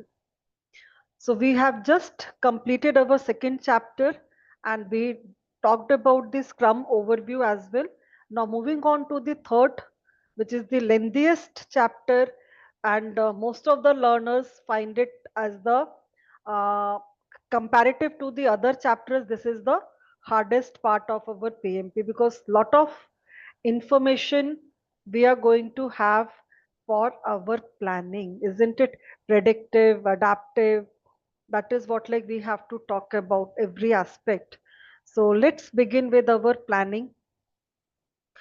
Whether it is a predictive project or it is an adaptive project, we know planning is required. So whatever project, whatever industries, whatever life cycle development approach you are using, we have to do the planning. The detailed planning overview that may differ, but planning is required. So this chapter we are going to talk about the planning aspect, what is the importance of your project management plan, and how we are going to have our scope planning in both predictive, adaptive, schedule planning in both, your resource planning, procurement planning, budget planning, and how do we have our quality planning, risk planning, and how do we integrate all our planning aspects. So this is what like we are going to cover in this chapter, and we'll start with our overview of the planning. So when it comes to the planning part, and we know that in the predictive, so it is always we have planning is done upfront, isn't it? When we talk about our predictive project, so it is the plan which drives the project. That is how we always do our planning in the predictive, and project manager is responsible for the planning in the predictive project. So that is what we'll see, and he has to prepare a detailed project management plan, because we know that everything we do the upfront planning and then we are going to take it. So how does he makes these plans? So these plans are the guide me document. So project management plans will help us how we have to execute, how we have to monitor, how we have to control our project, and how we would be closing. That is what is created upfront by the project manager. So mostly we don't expect too many changes in our predictive project. So replanning is always going to be very, very lesser, isn't it? So already we know our requirements in the beginning. So we also start the planning also from the beginning of our life cycle, though we may have some kind of an adjustment. But when we talk about our adaptive project, so we always have the structure that we have seen, isn't it? High level planning is what like we create upfront in the form of our your roadmap, your product backlog. That is what we have a very, very high level plan. And detailed planning is always going to be done once we have our user stories defined and we have our detailed planning done in the form of your iterations or the sprint. So that is how we always have a detailed planning for this small time cycle, small time box. In the meantime, you have got a scope which can be modified at any stage. So this is how the difference of planning happens. Macro level is going to be at the beginning, and micro level planning we always do for each iterations. But when it comes to the predictive project, as we know, we do have a document which we call as a project management plan. So project management plan will be helping us to decide how to execute, monitor, control and close our project. So it's a very, very comprehensive document which has got almost 19 subsets. So what are those 19 subsets? 10 subsidiary plans, 3 baselines. We do have 6 additional components. What are they? This is the list. So when we talk about our predictive project, so it is all about, just imagine that when we are doing our project in a waterfall approach, you are just constructing your hotel building or a bridge. Isn't it? We need to first know our requirements. What are our requirements to construct this new hotel? So we just collect all those requirements. That is how we have to have our detailed scope defined. Because right now you just have a project charter with you. Now, project charter is a very high level document. It will only give us the high level requirements, high level boundaries, what is there in the scope, what is not there. Based on that, now we have to have a detailed planning. So that detailed scope would be defined now. So we have to understand how we are going to manage, monitor our project scope. So there has to be a strategy for that. So we'll be outlining those tools, templates, how we are going to manage our scope in our scope management plan. Also, how you are going to analyze your requirements, how you are going to fulfill your requirements, all that thing we do have to have a strategies. That is what is our requirement management plan. I am just giving you the overview. All these things we are going to take in our this particular chapter when we will be talking about our planning for the predictive project. So we know any project we have to focus on the scope, and we also have to understand that scope is always, we know that these are the deliverables that we have to include it. Now we have to have a detailed plan. What should be your activities, isn't it? We just have our scope for our hotel project, isn't it? We need to have all our suites, all over lobby, all your, maybe the bar, your spa, all those are the high level. Now, what all activities you have to do? That is what we have to have a detailed schedule. What should be our timeline? Narayan will just come into that detail part. The difference is that how the requirements has to be elicited, analyzed, and tracked and traced during our project. So we have to have all those tools, those formats for our requirement analysis. Scope management plan is just going to outline our strategies that how you are going to use to manage and monitor and validating your scope. Okay, we'll just discuss about these documents in detail. That is what I'm just going to give you, what all components are there in our project management plan. So your schedule, because we know that these all are the components of our project, the domains of our project. When we are doing our project, you have to manage your scope, you have to manage your schedule, we have to manage our budget, that within this budget only we have to complete it. So how we should do the things, it should not exceed it, how the timeline has to be managed, and how you'll be monitoring those things, isn't it? The communication should happen. This is what we have seen throughout the project. Right communication should go to the right people in the right time. Resource planning, what type of resources are required for our project, how you are going to develop them, how you will be monitoring them, how you are going to ensure the quality. We know that these are the compliances, These are the processes that we have to follow. Then only you would be able to get the correct result. That is what we have to ensure, those processes, those checklist, those plans, those testings, all that thing goes into that. You have to ensure that you have got an effective strategy to manage your project risk. So that is what risk management plan will be helping us. How you will be ensuring the procurement, because it is not everything is available in house for your project. We need to sometime think outside of our organization. That is what we know. We need to have some services outsourced. You have to buy some material, you have to procure some hardware, some softwares, isn't it? Or some of the machineries or the equipment. That is what we will be discussing in that. What are those types of contracts? All those things should be there.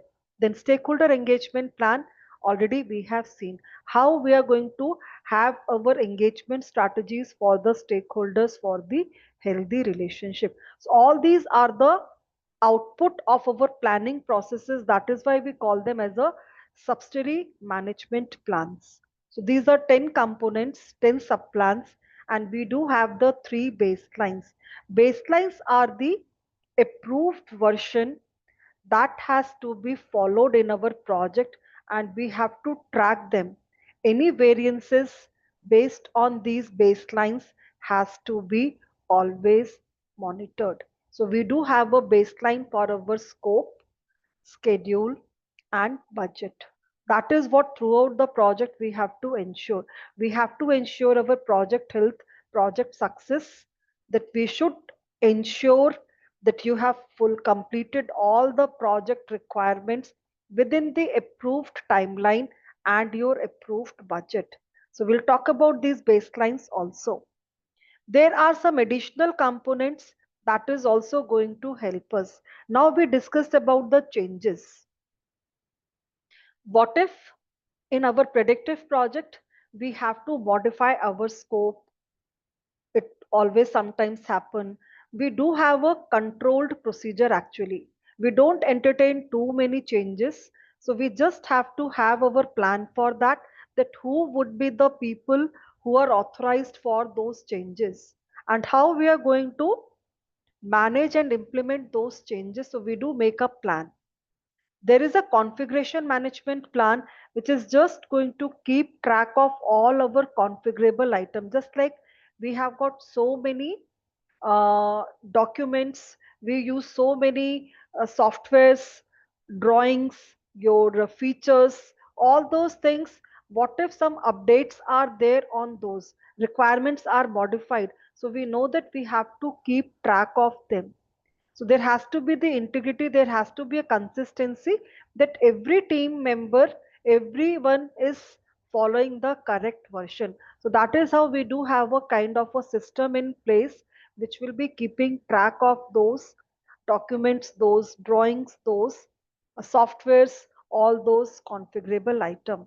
Performance measurement baseline is nothing but it is the combination of all. We just want to measure our overall performance of the project. That is what we'll see.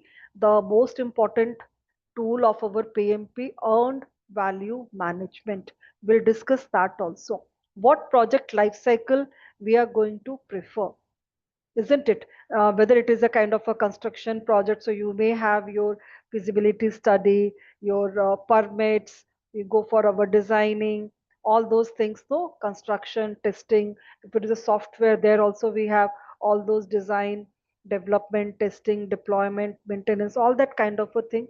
Which development approach we are going to have, and some management reviews about all our compliances and the other things. All these goes into our project management plan. So once project manager is responsible for developing these plans, though he would be using the subject matter experts, isn't it? Expert judgment. He will be delegating some of these things, but ultimately finalizing of these plans are the responsibility of the project manager in the predictive. Once you get the approval of your plans, by your governance board, then you cannot modify them just like that. We have to follow our change procedures, isn't it? That is what we will be talking about, because sometimes you feel that we have to modify our quality strategies. So we already have got the approval, now we need to make some changes in our matrix. That is what you have to take the approval first. So any changes has to be done by the approval from our change control board. So we do have a process for making those changes. So this is what like we do have to have in our project management plan, all those strategies. This is, just remember, project management plans are the guide me document. They will just have those strategies. You are just going to define your tools, strategies, templates, formats that we are going to use to manage that particular aspect of our project, like your scope, quality, risk, schedule, everything. So that integrated part is what is your overall plan. This is how we will be following. These plans is what we are going to monitor throughout our project. That is what it happens. Now in our agile, we know that less documentation. So we just have a kind of a planning done in a real time way. That is how we know that we have a development team who are just self-organized way, working together collaboratively, they are doing it. So we just do our complete in that way, planning, coordination. This is how we are doing it in our sprint wise. That is how they are doing it.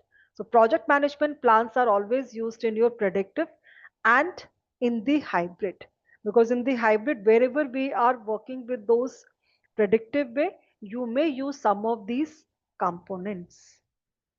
Apart from our project management plan, we do have certain project documentation. These documents are what our team is going to use.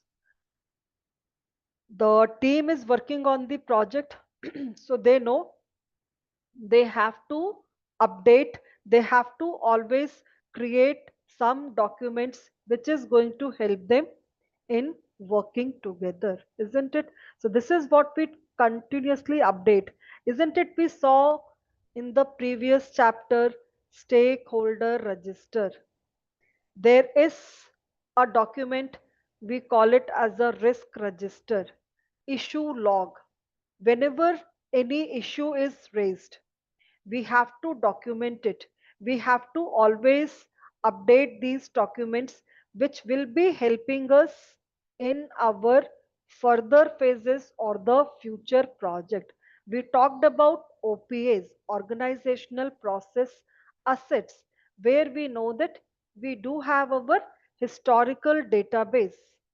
That is where we know that all the project documents will be stored in our organizational repositories. So this is how every project documents that we are going to work on. So there are a very comprehensive list by the PMI that we use. So these documents are something which are live. Project management plans, once you got the approval, so once you have got your planning over, you got them approved, you cannot modify them. But project documents are something that our team has to use, and this is how they have to maintain it regularly. So all these documents are just focusing on the certain aspects.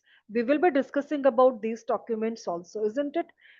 You know that you have to have your activity list, your basis of estimate, because usually we know at what time we are doing our estimation in the initial level, where we just prefer our past experience. Based on our previous experience, we do have those estimation. Then as we move further, we have to have a more refined way of estimation. Your lessons learned registers, cost forecast, quality reports, quality matrix, isn't it? These are all your different project documents that we are going to use, which we have to update on regular basis. And there's some of these documents, will be archived at the end as your OPAs, isn't it? All these quality reports, change log, assumptions log, issue log, risk register, risk report, stakeholder register, team charter, all these things, your test and evaluation documents, we do update them as our archiving means it is just once your project is over. So we know that all some of these documents we will like to store it in our organizational repository where we have got all the project records, isn't it? We have, let's say, 5 projects, 6 projects. So all those project documents would be saved, isn't it? Don't you practice these things? Whatever project we do, we just have a kind of our storage where we can refer and we can make use of those new, like older project records for our new projects. That is what we say OPAs, organizational process assets. We just don't start from the scratch. We do have done lot of website project earlier. We do have constructed lot of buildings. We do have done lot of our uh, ERP projects. So based on that, let's say we have to do a new project, so we can just refer to our older project record so that we can get some guidance, isn't it? That is what these documents will be helping us.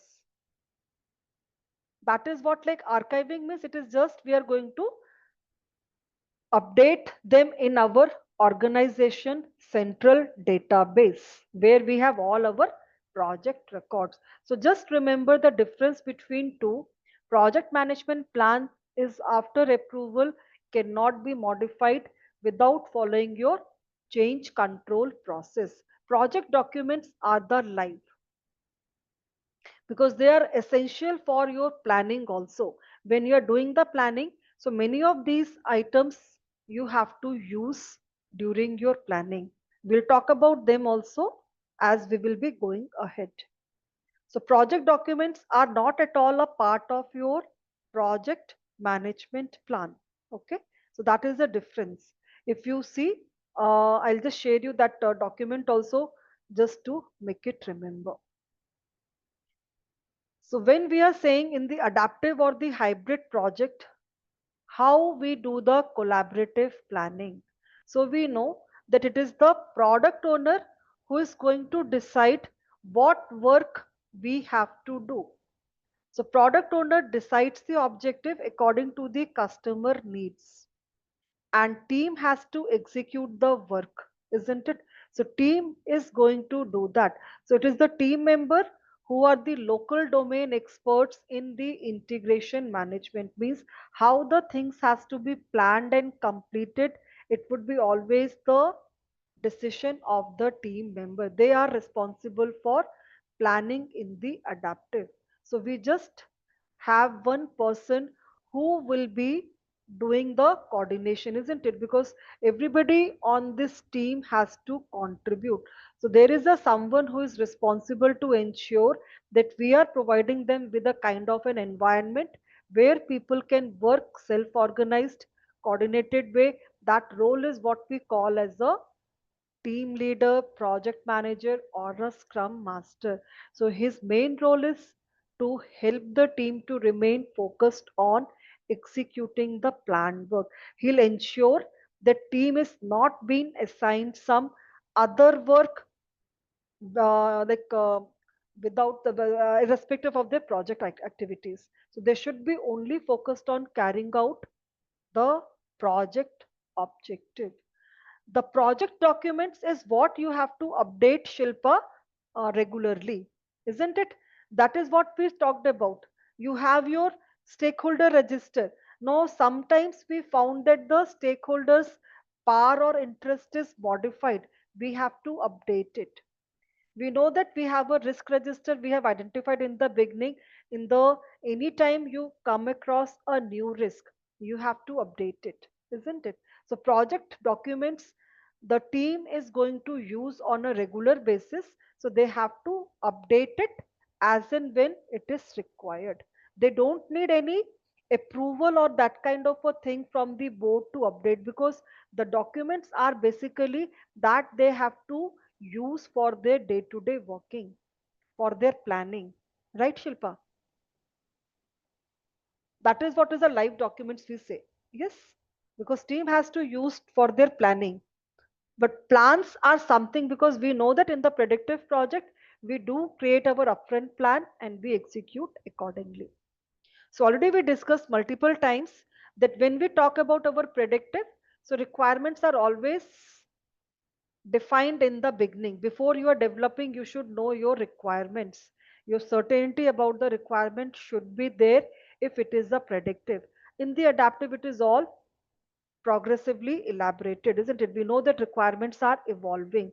Even in the hybrid, we are having our incremental delivery. So product requirements can be always changed at a different interval, periodic interval. Outcome is single. Here we have a periodic, isn't it? After every sprint, we are having a valuable component. And even in the hybrid, we can have the incremental delivery. Changes are constrained as much as possible. That is what we always follow our change management plan to do that. We don't welcome so many changes in the predictive. In the adaptive, we are working with that mindset only. So changes can be welcomed at any stage. Even in the hybrid, you can have it a periodic interval. Stakeholder involvement is not that much frequent in our period in our predictive. Once you achieve some milestones, at that time only we are going to our stakeholders. But adaptive, we know that it is all like they are involved in a continuous way. Everybody is a part of the development. In the hybrid also, you will have a regular involvement of your stakeholders. Budget and risk are always planned in detail in the beginning. We do have to have a kind of a risk management so that we are not planning for responding to risk. Rather, we have to have a proactive action. This is how we have to define our risk plan, how you could minimize your negative impacted risk for the project. This is why we do identify all those risks, and we have to have our strategies for managing those risks as well. But as we talk about the adaptive, so we know there is an uncertainty with every user story. So we do document those as when we are updating our product backlog. So we just discuss with our team on a kind of a regular basis. That is what daily scrum, planning meeting, review meeting, we all are when we are working together. So we do discuss and we find out a solution for that.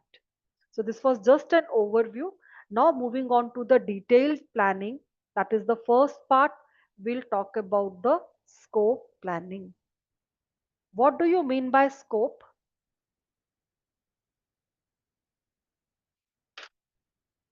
What is the scope? Scope is a deliverable. What else?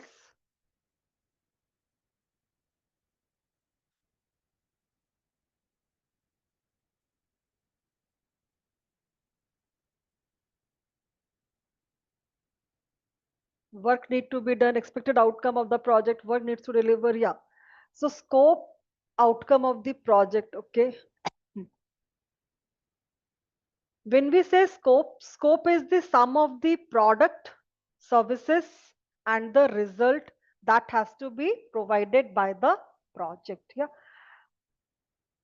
this is all you're talking about the project part, isn't it? So, yeah, the scope is what, like, we know that we need to define what we have to do. So, scope has got project scope or product scope. Two things are there. So what is project scope and what is product scope? So when we say project scope or product scope, so again, this logo is of our shop lifestyle center, isn't it? So product scope is basically focusing on what? It is just like we are thinking of our product scope as what of your project. What are those features, functionalities, characteristics of your final product or your service?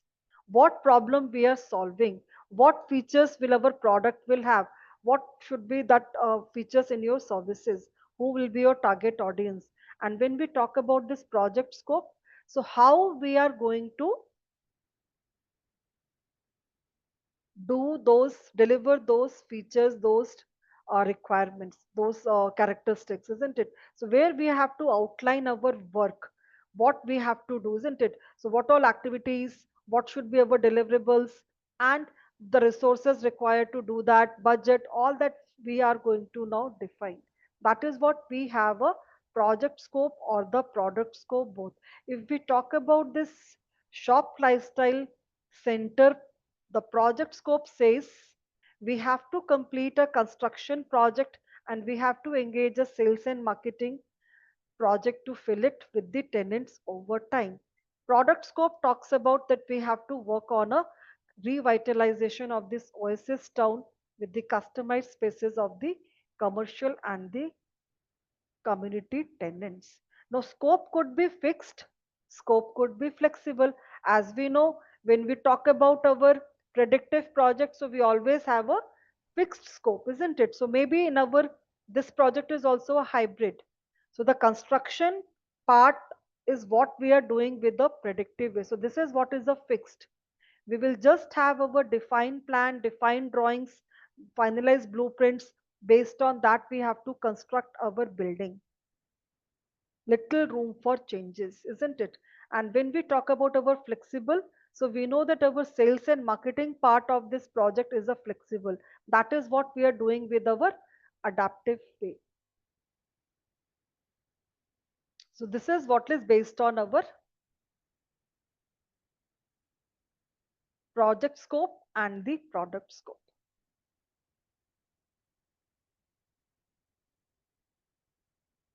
So when we do our planning, we do have a principle, adaptability and resilience in planning. So we do use this concept of rolling wave planning. Anybody who has this idea, rolling wave planning? Just consider these waves only. We always plan in waves. It is a kind of a progressive elaboration. So what we do, we just have to, yes, Avdut, you are correct only. So when we say we are working on our project, so we know that there are some deliverables in our project that has to be done in the near time. Maybe this is your first month, second month deliverable that we have in our project. These are all maybe 6 month, 8 month later on. So we always have to do a detailed planning for the work we have to do in the near term, the work which we are going to do in a future, in a further, in our timeline, that we just have a high level plan, summary level, because we know as we are going to move ahead, we may get some new information that we would like to incorporate in our project. Just consider, we are doing a high rise building project. Maybe it's a 16 or 17-story building. So we know that we have our project scope where we have to work on the foundation, we have to work on our basement structure. So what we know, the work that we have to do for this foundation and our basement, we need to have all those further details. What all activities, who will be the resources, what we would be doing it, the detailed schedule, everything has to be there in the detailed way in the initially, because this is what we have to complete it in our near term. But the work, like say we are doing in our interior finishing, all our other floors, interiors, landscaping work, we know that that is going to be done after a couple of months or 8 months or 10th month. So don't you feel the people who are working with this construction industry, that all that detailed work we just do at a very high level work, high level plan. We don't have a very detailed estimate or a detailed work to do in the beginning of our project. Do you agree with me? This is how we do. Yes. So all that work which we have to do in a very later stage, further in our timeline, we just have a high level plan for that as we go ahead. So once we are at that near term, at that particular work package, then we would be defining it in a more detail. So here actually we are not replanning the entire project, but it is just like we are going to elaborate it as we are progressing in our project. Why? Because maybe in the beginning we are not having the kind of a clear details that what type of paints we are going to use for our interior, what kind of a tiles we would be using. So we know that all this flooring painting work would be there, so we have a high level plan, but all the detailed planning, it would be done in the later stage. That is what is the waves wise planning we do it. This is what is the concept of rolling wave. In the hybrid, sorry, in the adaptive, already we are doing it in that way, but even in the predictive also, we just follow this rolling wave planning concepts. Okay. Because might be in the beginning you will not be having the complete details about every aspect, so we just do a high level plan for those things, and we will be further refining it as we go ahead for that work. That is what is the concept of rolling wave planning. So whenever we are doing our planning, so in our project, so there is a concept of MVP or MBI, minimum viable product, minimum business increment. These are the two terms. So let's see this video, then I'll explain you in detail with an example. What does this mean? One of the cornerstones of Agile is to release incrementally. Build a small but complete piece, release it, learn from it, pivot if needed, and then do it again. But that's not all there is to it. What you build in each of these incremental releases depends on what your objective is. If you're trying to figure out whether a new product or service is viable, you probably should release a minimum viable product.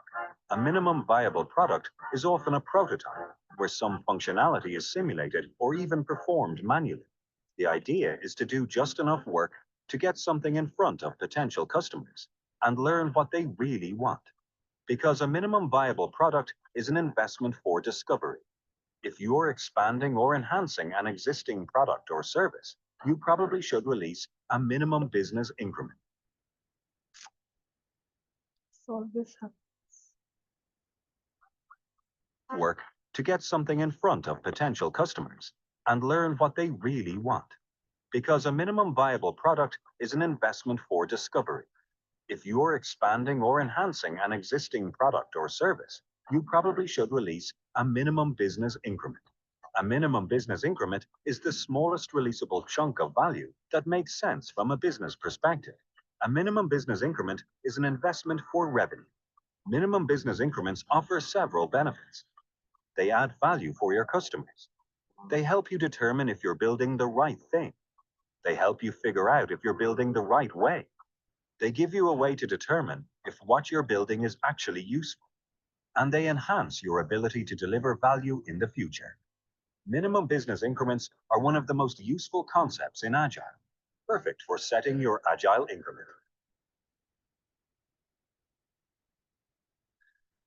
So this minimum viable product and our minimum business increment, that is basically whenever we are coming up with a kind of a new idea. So instead of spending our entire effort, money to build the whole product in a single way, what we do, we just focus on the bare minimum features.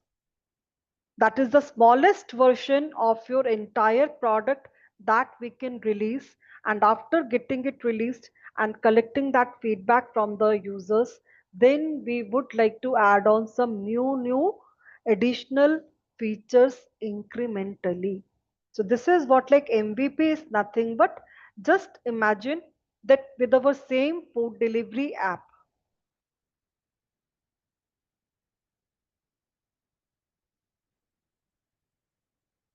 Yeah, almost Paytm, or you take your banking app, or maybe if you talk about these web series, no, they just launched the first series first, and then second, third, like that. So maybe food delivery app is what we have. We know that there are so many features like your login, like your placing order, browsing restaurant, payment gateways, your real time tracking, your maybe the other schemes, membership. There are so many features that we have to develop. So instead of working on this entire one, we know that what is going to help us to do that. So we just developed a smallest version, and we are only focusing it to launch it with the uh, particular location only, not on a kind of a globally.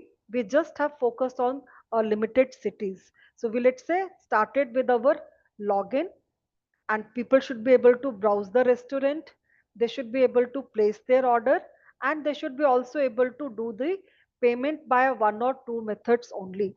That gives us a full functional app. So we launch it. That is your MVP, which is a simplest version where we are not having a kind of a additional fancy features. So maybe you are just trying to allow the user to log in through mobile or the email IDs only. So that is what like we are working with. So once we launched it, now we are want to add additional or modifying those features also. So now after releasing it, we just added a new feature or a new increment, product increment. Now this minimum feature, there we are having the real time tracking. That is what is a incremental value we have launched, that will become your minimum business increment. After that, we also added a new membership feature. So this is what like adding a new increment which is giving some business value to the customer. That is the minimum business increment. So this is what like in our project when you are trying some new idea. So this is just the kind of a, we always focus to launch it our minimum viable product first. It is just consider you have worked on the prototype, so we launched it, and then we are adding the additional features incrementally. That becomes the MBI. Paytm app, you take the Instagram also, isn't it? Do you take the WhatsApp?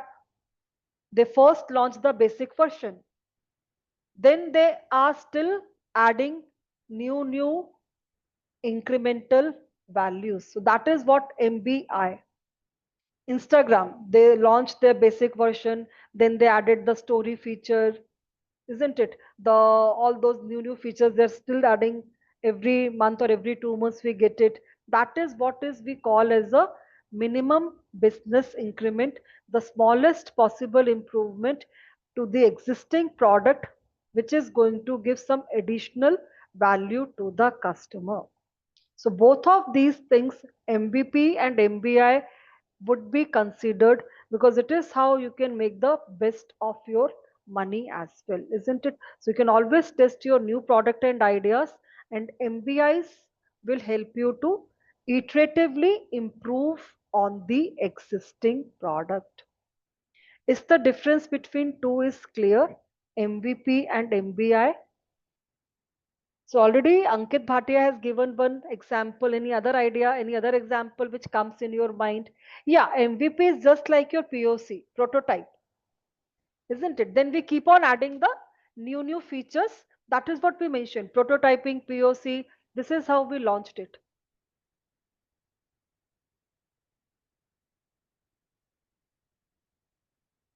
Now this product roadmap. So product roadmap,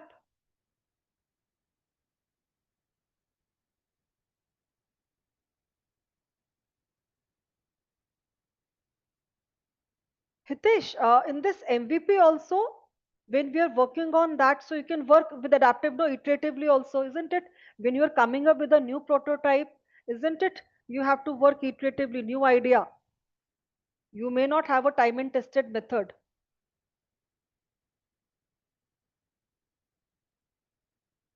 So that is what we know, that you have got a simplest version launch first, and then we are adding. Just imagine your initial version of Facebook, where Zuckerberg just launched the basic features without any fancy features, isn't it? Where people can upload their photos, people can get connected with their friends. I'm just giving the example only, Nisha. So MVP means we know that initially we have to have some new ideas which has come in our mind. So we just want to know that there are so many things that we can develop it, but what we are mainly focusing on first, what gives us this particular project a full functionality. So we just work on a bare minimum features. It is just we say skeleton without any frills. So we just have for our Facebook that we have added a basic features just to launch this app, where people can just get connected with their friends and they could share their photos on the Facebook, where people can like them and comment them. That is what we launched. After that, this is what is our MVP, the first version, because that is what now we added new features into that. Yes, Rakesh, first initial version that we have launched of iPhone, that was the MVP. This is what mobile phones are doing it. They are then adding new, more incremental features, that is the MBI. Similarly, in this Facebook, isn't it, we find that after few months you got a new feature where people can even share their videos. Then they have added other features where people can create their page, people can run their ads. That is how we have added those new increments, smallest increment which is giving some business value to the customer. So basic version that we launched, that is the first version of your project. After that, additional value you are adding by developing a new feature, that becomes an MBI.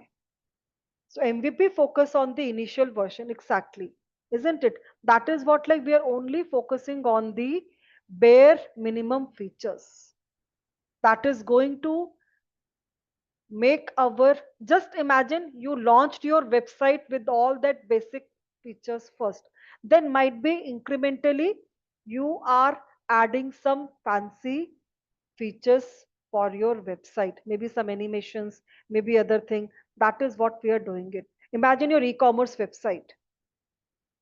So we know that we just have to launch where the people should be able to log in, they should be able to browse through our product catalog, and they should be able to they place their order and make the payments. That is how we launched it. Just a kind of an Amazon kind of a website. So basic versions we launched it, and now gradually after like every 4 weeks or every 2 weeks, we are adding those new incremental features, isn't it? That is how we are getting it. We just added where people can also have their, using virtual reality AI, they can see their product in their room also. That is how we added an MBI. Then we do added another one, all those new features. This is what is the upgrades. See, this is what, like, when we talk about in our case of MVP and MBI, again telecom, again, no, if you say mobile phones, where we have our first version of the mobile when we launched, that is your MVP. Now you are releasing the new versions, isn't it? We do add some more features in our existing mobile. That is how we are having an MBI in that case. We will talk about that during our other planning part. Here MVP and MBI is what, like, we just want to understand when we are coming up with some new idea, so that it is, instead of spending our money and time to develop the all features, we just focus on developing the bare minimum features to ensure that it is giving the full functionality of the product. That is what is the MVP. All those essential features which is going to solve our main problem. That is what we are first focusing on. After that, we will take the feedback from the market. Based on that, we do add incrementally new fancy features, so that it is going to give more value for the customer, right? That is what is the difference between MVP and MBI.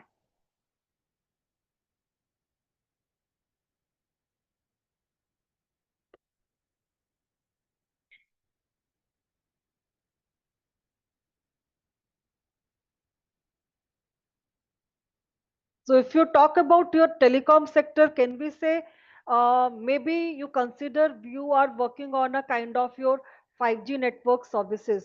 So what we did, we first focus on the service in one of the major city. That is what we call it as a MVP.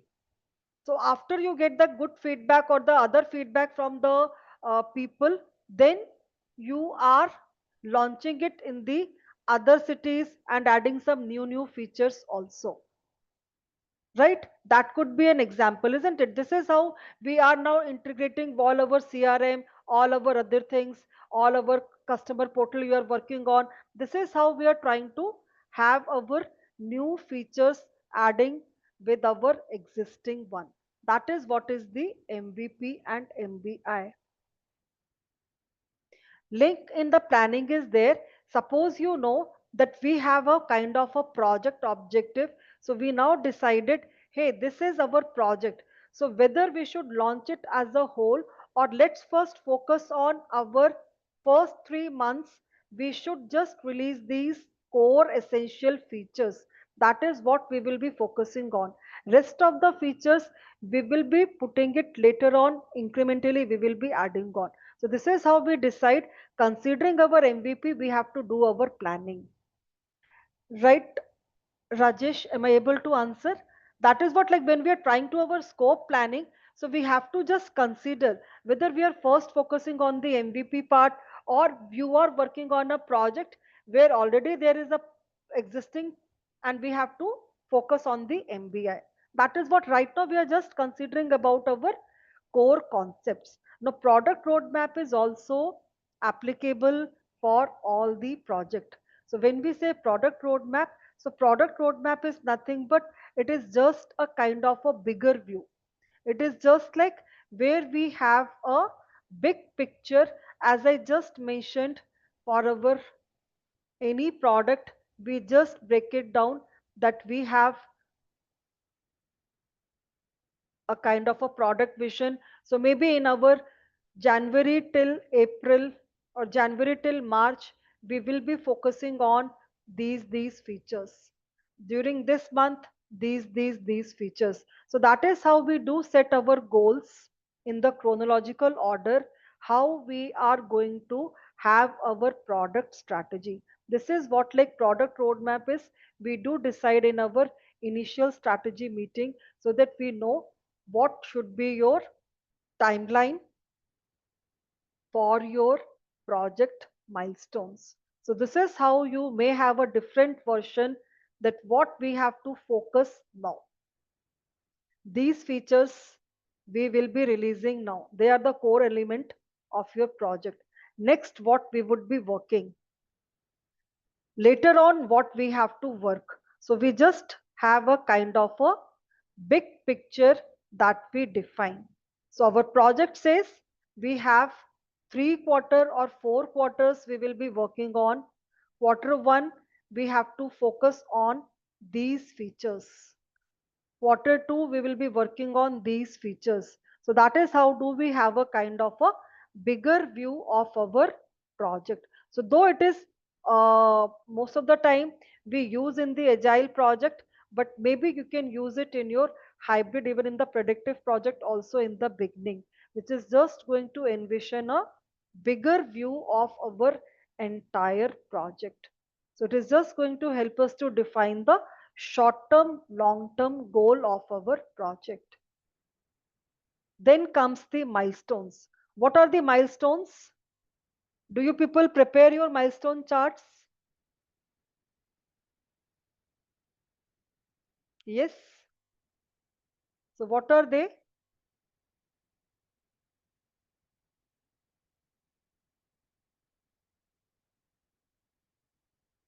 Goals, payment linked to it. Yeah, isn't it? We that this is what like we do define that once we have achieved certain milestone, now we know that our next cycle of next phase of payment would be done. Yeah.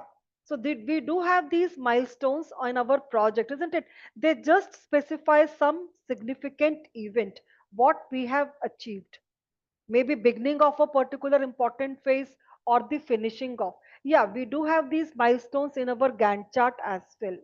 They are the key significant events or the markers that we have. So this is always, we know that there are few markers, few milestones which are mandatory. Yeah, kickoff complete. We have completed our phase two of this project. We have completed the structure of our building, or we have completed the design of our this particular software part. That is what they are the significant markers which is going to help us, because sometimes most of the time the senior management is specifically looking for these milestone charts only. They are least bothered about your detailed activities, detailed program. They just want to see what is the status of our milestones. So this is a specific point within the project life cycle which is used to measure your progress towards the ultimate goal. Yes, Prakash, they are all the milestones that you have mentioned. So this is what the point may signal anchors such as the project start, project finish date, or maybe where we have to need some kind of our approval or some kind of your budget check, isn't it? That is what we do define. So most of the time when we say we just define completion of this phase, so these are all like where we have those milestones which specifies either the beginning or the completion. That is why sometimes they will be having the 0 days duration. But not all milestones will be of 0 days. But when we are signifying that, okay, this is the phase one beginning. So that just starts of that phase one. On 2nd of May, we are going to start this phase. On 3rd of July, this phase is going to be finished. That is what we do have those markers. Now moving on to our scope planning. How do we do in the predictive? How do we do in the adaptive? So when we talk about our predictive project, we will be covering one by one in both these methodologies. So predictive, it is always project manager has to facilitate the collect requirement process. So when we talk about our planning in the predictive and in the adaptive, so we have to do several tasks. In our predictive project, when we say we have to do our scope planning, so let me take you to the complete process mapping. As we know, we do have 5 process groups in our project management. We initiate, we plan, we execute, monitoring and controlling, and finally the closing. So during initiation, we know that we do have to have a project charter, as well as we have to have our stakeholders. That is what is the key task we do in our initiating process group. Now, when we say planning, as we know that planning involves creating a overall project management plan. That is what is a integration, where we integrate all those planning aspects. So planning means we have to plan our scope, schedule, cost, quality, resources, communication, risk, procurement, stakeholder. All these plannings are required. Do you people agree? Doesn't it? As a project manager, we are considering all these areas during our planning, especially in the waterfall, even in the adaptive also. We have to consider, but responsibilities may differ. Whenever you have to do a planning of your project, you have to consider the scope, schedule, cost, quality, resources, risk, stakeholders, everything. So when we do the planning in the predictive, so we know that we have to have our scope planning. So project manager always have to have the scope planning where he needs to start by collecting the requirements.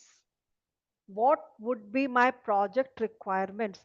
When we are collecting these requirements, you have to do it in a very comprehensive way. Requirements related to your project, related to your quality, related to your stakeholders, related to your business, related to our what we say, the compliances. All those things has to be there. After collecting the requirements, we need to have our clear cut scope. Yes, Joshua, this template is already there in our web drive. I'll share it on the LMS also. So now we are going to talk about, I'm going to show you this Excel multiple time during this third chapter. So scope planning is what like we are going to focus on first knowing our requirements. So all those requirements you should know, then you have to align those requirements, because once we collect these requirements, now you have to always have a prioritization or your analysis what requirements are in alignment with our project objectives. That is what you will be having your clear cut detailed scope, because right now project charter is a high level. Now this defined scope is what we are now going to develop our clear cut scope. What should go in our scope, what as a team you have to do in this project, and what you should not. That is what is our scope statement we would be working on. Then that scope statement, that scope is how we just break it down so that we can manage it easily. That is what we call as a work breakdown structure. We'll talk about it because this might be new term for many who are not working with this predictive. But keep it in mind, if you're working with the agile project, you need to understand the working of this waterfall approach also for your PMP part. In hybrid also we do use this WBS. So it is just nothing but after collecting your requirements, you have to align it with your objective so that we decide what should go in our scope, what shouldn't. And that scope is what we will be refining in the form of WBS. Then we'll look into our schedule planning, what we do in the schedule, cost, quality. So there are overall 24 processes that we have in our planning of our predictive project. Now we are going to discuss about these processes one by one, but in real time we do them in the parallel, because it is not that you can do the scope planning in isolation. It is all done in a interrelated only, because all scope, schedule, resource, cost, it is all interrelated, isn't it? So this is what like, but we are going to focus on one by one to have a more clarity. So when we say scope planning in the predictive project, so project manager always starts with collecting the requirements so that all those requirements would be documented in our requirement traceability matrix. Then we do define our scope statement, which is a kind of a very text statement only, a kind of a word file. That is how we define our scope statement. Then we will be having it more refined way so that we can have a kind of a hierarchical representation of our scope. That is what we call as a WBS, work breakdown structure. This is the most important part of the predictive project, because This is what we are going to use to define our schedule, quality, cost, everything with that. This is how we have in our predictive. In the adaptive, we'll discuss, as we know, product owner is going to create a product backlog where we have got all our items that has to be developed by the development team during this project. So team is going to be responsible for planning based on the difficulty of those requirements. They do estimate and they do plan how much work they can do in their sprint. That is how the team is responsible. So we'll talk about that also in detail. So first we'll focus on our predictive. So right now all the scope planning we are going to talk about as per our predictive. Okay. So now when we talk about this predictive planning, as we know, it starts with your known requirements. That is what is the first thing we should understand. Now, what are requirements? Requirements are the single measurable statement of a condition or a capability. So, whenever you are collecting your requirements, so requirements should be documented in such a way. Now, we know that already we have a business analyst who would be the person for giving us these requirements, because in our business case also we know our business requirements that has to be fulfilled. But keep it in mind, project manager has to coordinate with this business analyst and also with our team when we are doing this process. Requirements are always should be unambiguous. We said the requirement should be always specific, measurable, traceable, and it should be able to, it should be real time, realistic. That is what we have. There is an acronym, no, you must have heard of SMART, which says specific, measurable, achievable, realistic or real time, and time bound. That is what we have to have. So once we collect our requirements, where do we document it? Do you people have heard of, or are you people using the requirement traceability matrix? Or might be if I show you, you would be able to understand. Are you people using this RTM? Yes? Yeah. Let's say suppose we have a project where we have to work on a, no. So just understand, if you're not using it, it is a very important document as per the PMI. That is the best practices what PMI says. So we know that we are working on a kind of a apartment. We are just constructing an apartment where we have to develop, we have to construct 24 flats. So we know what our requirements are. So we are just going to document all our project requirements in this requirement traceability matrix. So what is this requirement traceability matrix? The document which is going to help us how the requirements can be documented, and you would be able to track and trace them from its origin till its completion. So this requirement traceability matrix is going to help us who has given this requirement and how we are going to trace and track, isn't it? So what kind of testing has to be done? What should be those criterias that has to be fulfilled when we are going to say this requirement is completed? So by looking at this requirement, we can easily find it out what was the source of this requirement and what are those criterias that we have to ensure for its completeness. So it would be a very good document for the team who is working on those requirements. Under what deliverable you are going to do this requirement. That is what, like, we will be creating our work breakdown structure, though we have not studied it. So you will be updating it based on that. Yes, it could be. Yeah, it could be changed. We'll see. But we do have to have a process. It is always going to be approved by the business analyst. So we just have what is the status. Once our requirements are going to complete, we'll mention, oh, this is completed.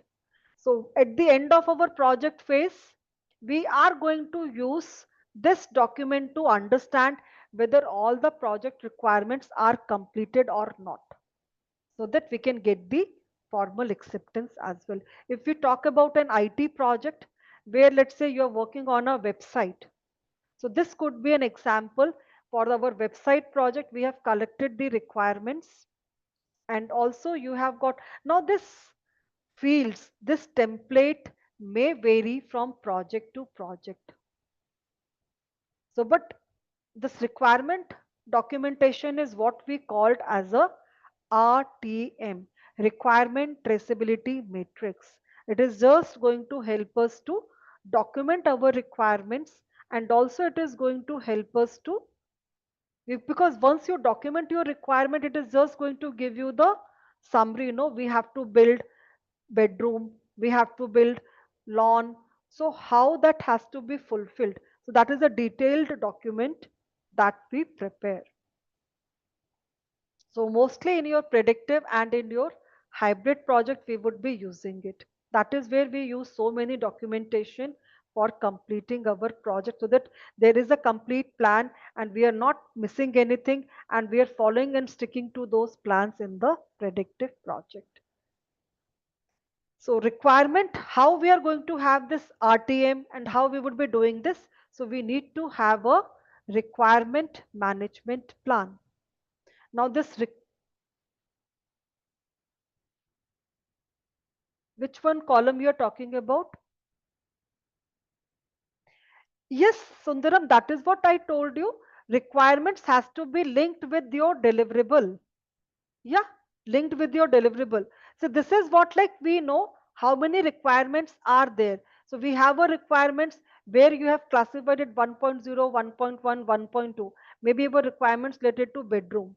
So we have first one, what kind of your flooring has to be done, what kind of your, maybe that there has to be two windows, there has to be here uh, soundproof material, all those kind of a sub we may have it, because there has to be a particular ID, isn't it? You do have a numbering system for your all the documentation you're talking about, isn't it? That is what we are having. This is the first ID, 1.0, 1.1, 1.2, like that. Getting it? Subdivision.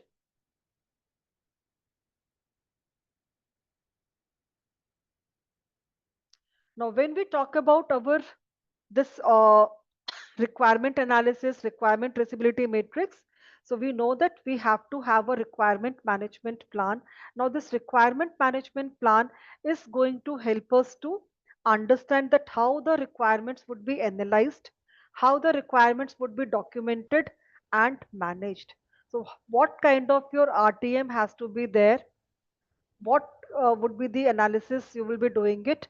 So that is what is going to be defined by your requirement management plan, because we know that if our requirements are going to be changed, so what type of our versions we would be using it, isn't it? How you are going to keep track and trace of those requirements, that is what is this requirement management plan will be helping you. All those tracking, tracing about those requirements, about all your configuration management activities, isn't it? If you're changing your specifications for any of your product scope, so who can approve that? That will be going into this, because at a later stage somebody says, hey, this particular engine design we have to change, you're coming up with a new car. So we had designed some engine, but might be during the designing part, one engineer says, if we change this specification, definitely it is going to help us in improving its capacity, or maybe in the improved mileage. So now who would be giving those approval? We have to always refer to our requirement management plan. How you are going to do the prioritization of your requirement? How the requirements would be tracked and traced. That is where we have our format of the RTM. So that is how we are going to analyze and capturing our requirement. Test cases are basically used for the software's project. No, we do define what type of test cases we do have: system testing, integration testing, all those things we need to have prepared in advance. Also, we may have some common test cases for our multiple modules as well, isn't it? Mostly we do have to use it in our IT projects. Test cases are there. So Kwaku, from which industry you belongs to?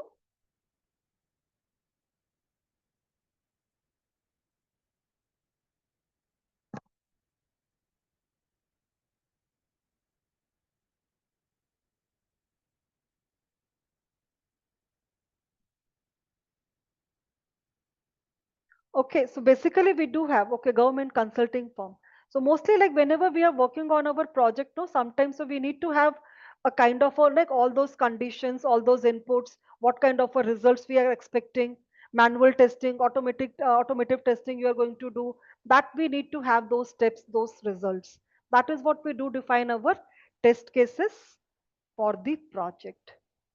It is not going to be there for everything. That is what, like when we are working in our uh, your manufacturing projects, like maybe you're working, traceability structure means what type of your format you would be using for your RTM, what should be your fields. Yes, Mukund, that is what is going to be there in our requirement management plan. So all these management plan component, no, they are going to guide you what should be those tools, what should be those templates, formats we can use. This is what we would be following it. We'll talk about that, no, once we will be talking about your schedule. So how frequently we would be updating our project schedule, how the reports has to be shared, what should be your reporting formats for your project schedule, that will go into your project management plan, right? So this is how we need to have these strategies for all our planning aspect: requirement, scope, budget, quality. That is what in the predictive, everything we have to plan upfront, and we have to stick to those plan only. Now, what type of requirements we have to focus on? So always when we are looking at our project, so we know that you should collect all the project related requirements, isn't it? Where we should know what our project processes, conditions that should be met. So this is what, like, you are going to define your project scope, timelines, all those things, isn't it? Then we need to understand our product requirements also, all your functional, non-functional requirements, your quality requirements that you have to be referring to that, your business requirements. This is what it is there in your business case. So we can always make use to refer it.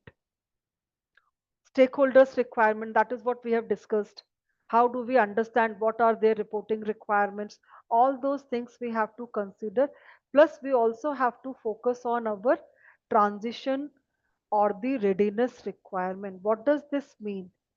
As you are going to complete your project, you have developed your app.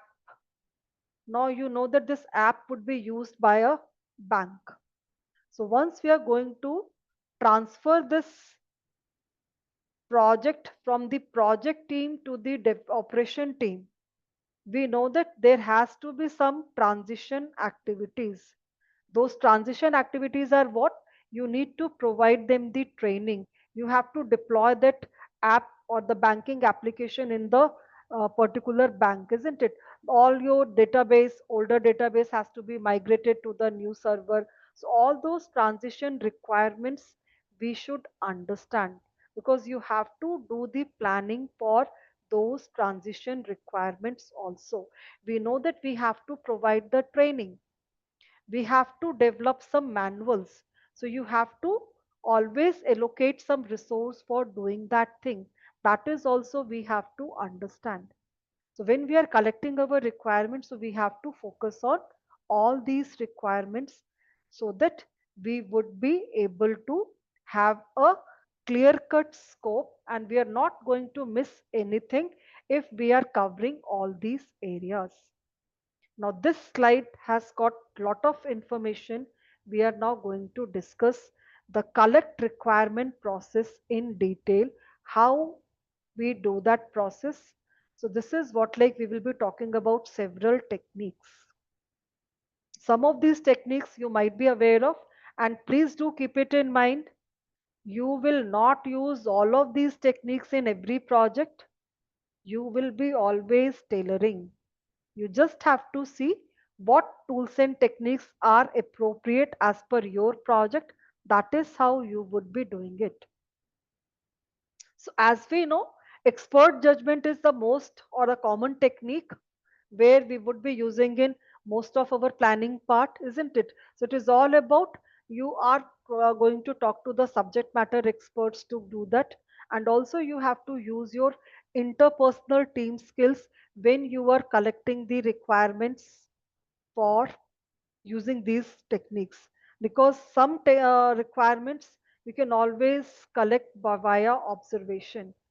You know, you have to improve your process. So don't we just examine our ongoing processes?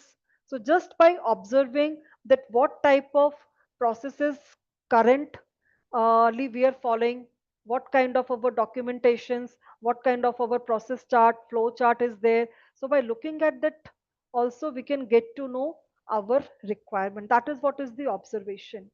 Then we do have a nominal group technique, NGT. Anybody who has used this? What does this NGT means?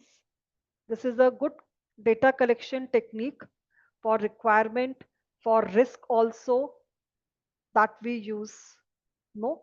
Or even for lessons learning session as well, we do use this NGT. See, this is nothing but nominal means it is brainstorming, all of us knows, right?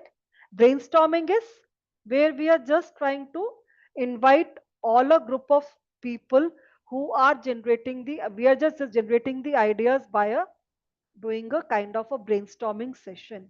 Now NGT is again you can say it is a structured brainstorming where we do the brainstorming plus voting also. So it is nothing but you have a group of people who are going to participate, and all the participants has to share their idea. In the brainstorming, do you find that everybody has to share their ideas? Is it compulsion in the brainstorming?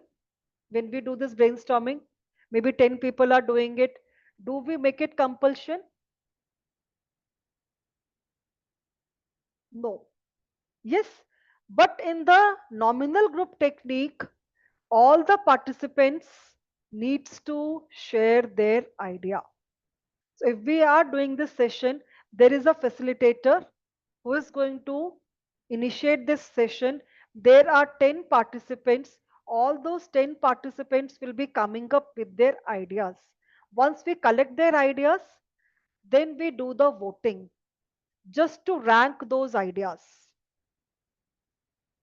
That is what is this NGT, a technique that enhances the brainstorming with a voting process to rank the most beautiful or important ideas for further. That is what is another technique that we use.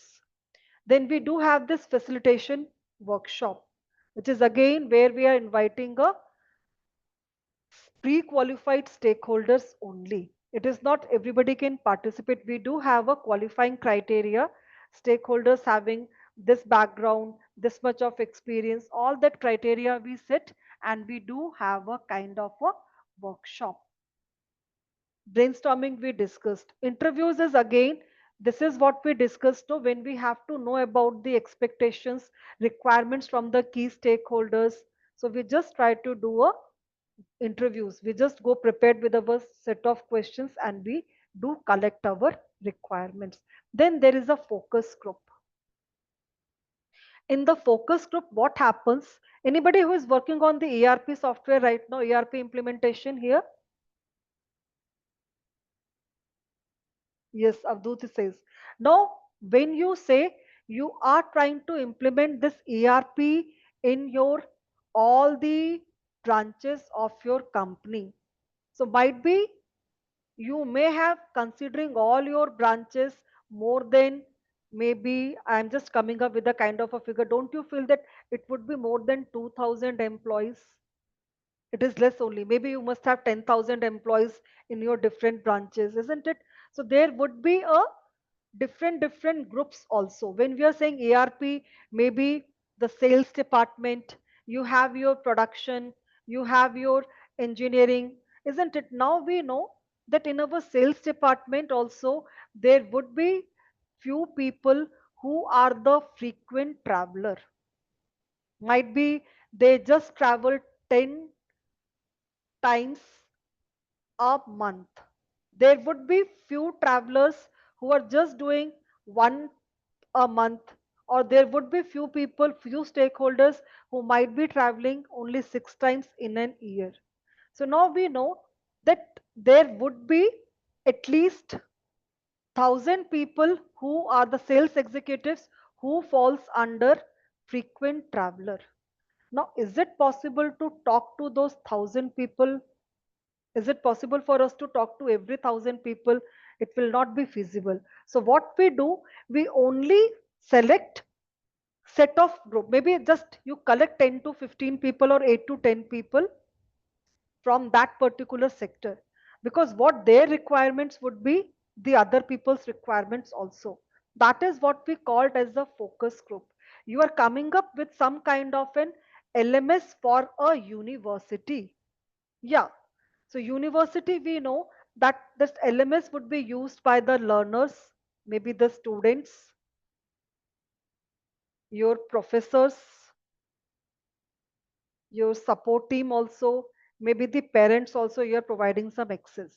Now, what are the requirements of those parents? Now we know that there would be more than 15,000 parents. So we just collect 10 to 15 parents and we just collect their opinion, so that it would be a kind of a common for others also. That is what we do via this focus group technique. Questions and questionnaires and survey, we know when we want to collect the ideas from a large group, a public, we are coming up with a new bike. We know that we have to collect the feedback or the expectations from our teenagers. That is what the audience we focus at when we are launching a new bike, when we are coming up with a new passenger vehicle or a sports car. So we always focus on those group, isn't it? So we do prepare a questionnaire and we will be getting those data, and that also gives us the idea about our requirements. Then benchmarking. What do you mean by benchmarking? This is one of the important technique, isn't it? Comparison. Yeah. So we just compare with our similar type of projects that we have done in the past, or maybe with the competitors product which are already there in the market. We want to come up with a new mobile or a new product already there are existing in the market. So we just compare so that we can have the best features, isn't it? We can just have the best standards, best practices we should look for. This is how we do the benchmarking, comparison, and finding the best one. So this is how we collect our data, and then we do use focus group. Hitesh, what I was telling you, focus group means we are only focusing on a set of people rather than inviting all those group, isn't it? Just like say, as I told you, you are coming up with a kind of a new project for your fitness app. So you know that your fitness app, there would be the trainers who would be using your app, Then the people also who would be using, isn't it? There would be the technical team also who would be the stakeholder for this. So now what would be the requirements of the fitness trainers? So we know that there would be hundreds of trainers who would be associating with our app. We cannot talk to hundreds of those trainers, so we just invite 8 to 10 trainers and we discuss and we collect their requirements, because we know that all the other trainers also will have the similar type of requirements only. So we can focus on what are those features they are looking from this particular fitness app, isn't it?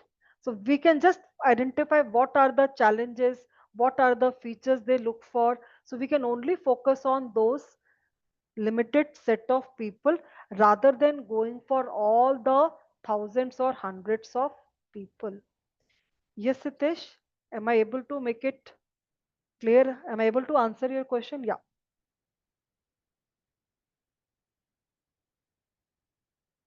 Yes.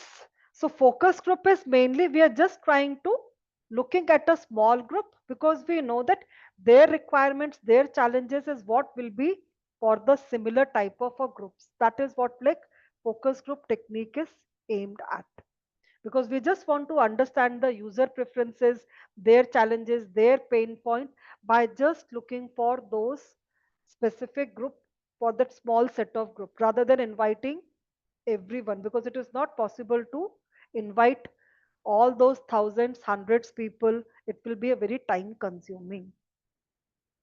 Next coming the data analysis. So data analysis is nothing but we do have first document analysis. So what does in this document analysis we do? So already you know we have our historical information, isn't it? Our past experience. You know that there are some other documents that we can look into so that we would be able to get the idea. We can gather some information by going through some of those documents also. Our lessons learned registers, isn't it? You may have some of your proposals also. It is just imagine if you are coming up to upgrade your IT system. So we can always have our current systems documentations, user manuals, testing reports, all those things.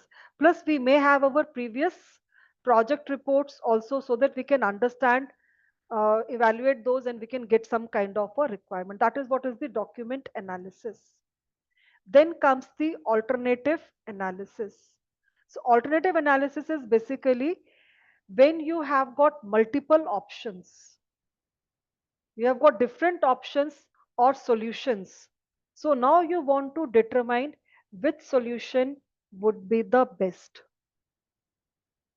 That is how we can do via alternative analysis. So you know that there is possible 4 or 5 list of alternative with us.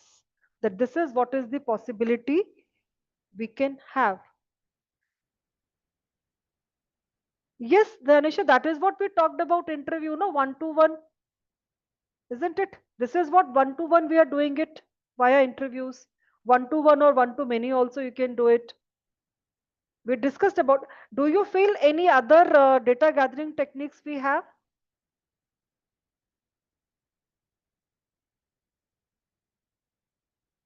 We don't, isn't it? So now when we talk about this data analysis, so this data, sorry, alternative analysis, what we are trying to do is now we know that we have got multiple options. Hey, nobody reminded me for the second break. No, we are already continuing it. Wonderful. So you people are very, very particular about it. No, chalo, now we don't have a time to take a break. Let's continue with our topic. So alternative analysis is nothing but what we are trying to do here is we have got, let's say, options, 5 options or a kind of a 5 solutions that we can follow. So this is what like now we want to understand which approach, which alternative we should go with. So what we are trying to do in this alternative analysis is that you have to compare on some criterias. Maybe you have to compare them on the cost, maybe the benefits, maybe the other areas, what you can have, the technical part of that, isn't it? The operational part, that is what we are going to compare to find out which one would be the best. For example, we know that we have to have a project management tool implementation. We have got an option to go for Microsoft Project. We have an option to go for Primavera. We have an option to go for Jira. So what we have, we want to decide on these alternative. So let's say we decided on the cost part,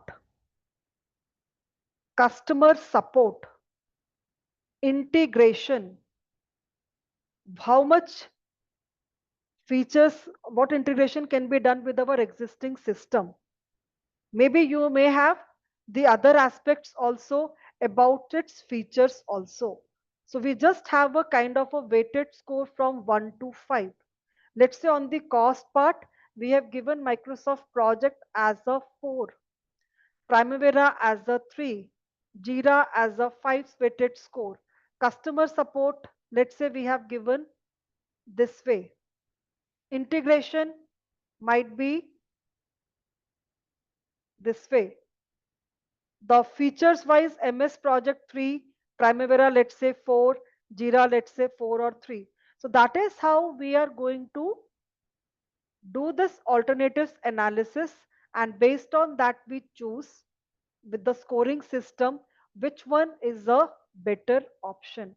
That is a kind of a data analysis. Once you have got multiple solutions or a multiple alternative, how we can go for.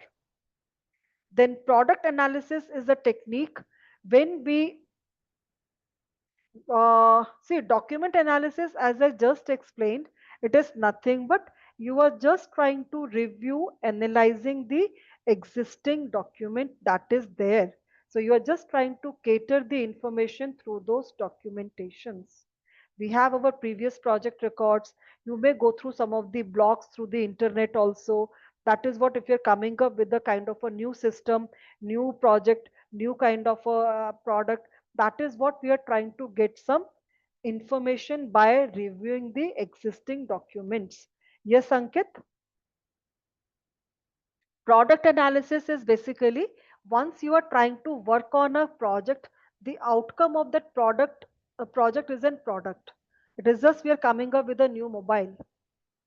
So now you have to understand the characteristics, features, usage, isn't it? All those value engineering, system engineering that we do when we do this product analysis.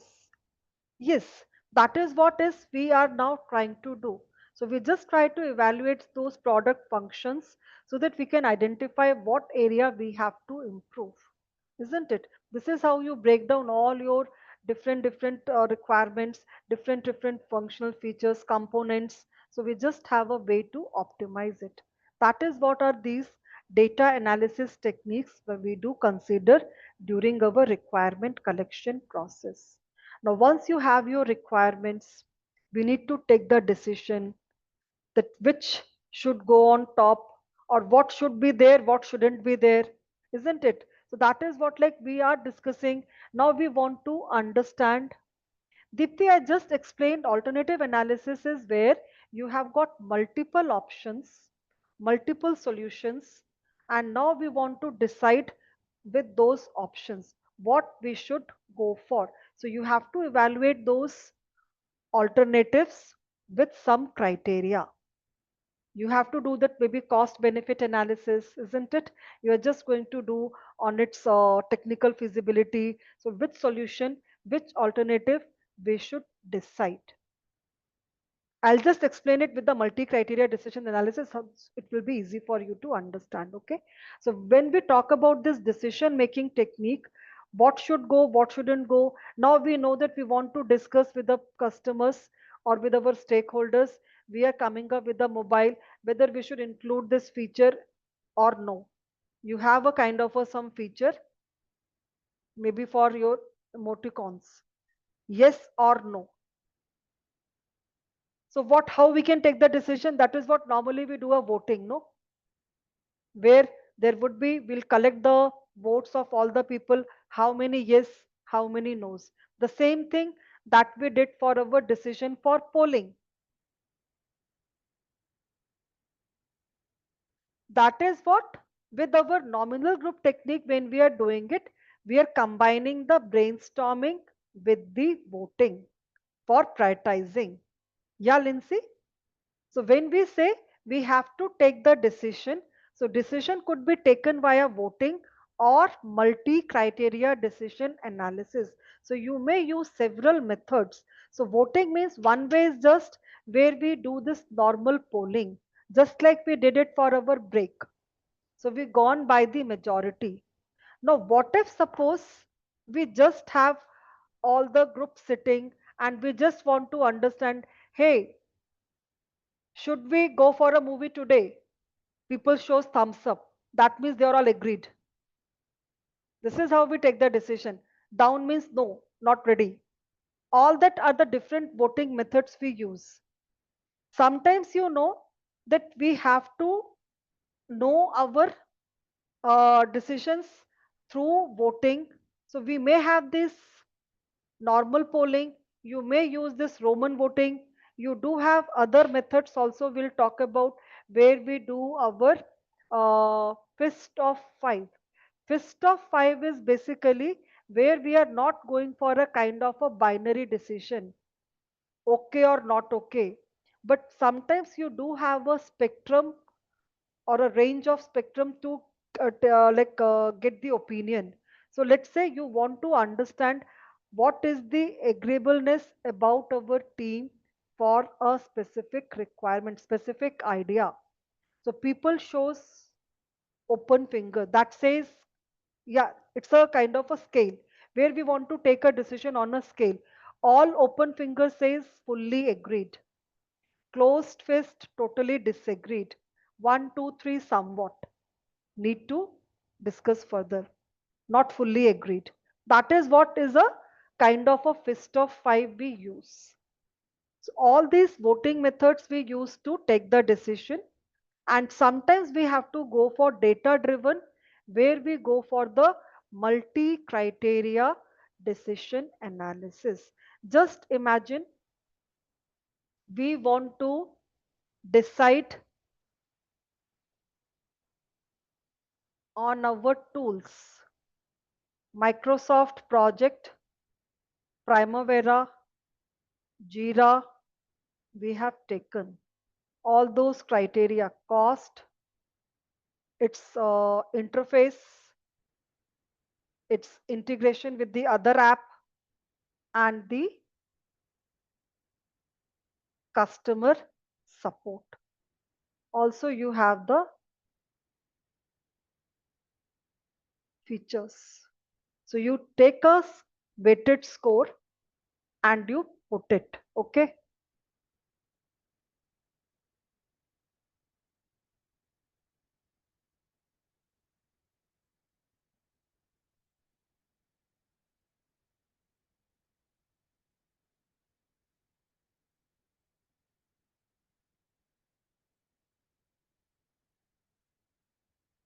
That is how you would be doing the features fight. Again, Primavera has got maximum. So this is how, let's say, we have done it. Now we would be taking the final score. So this is what is your criteria on which we are taking the decision. So when we use our alternative analysis, that where we have to take the decision on certain things, we have got multiple options, multiple solutions, what we should decide. That is where you will be going for your multi criteria decision analysis.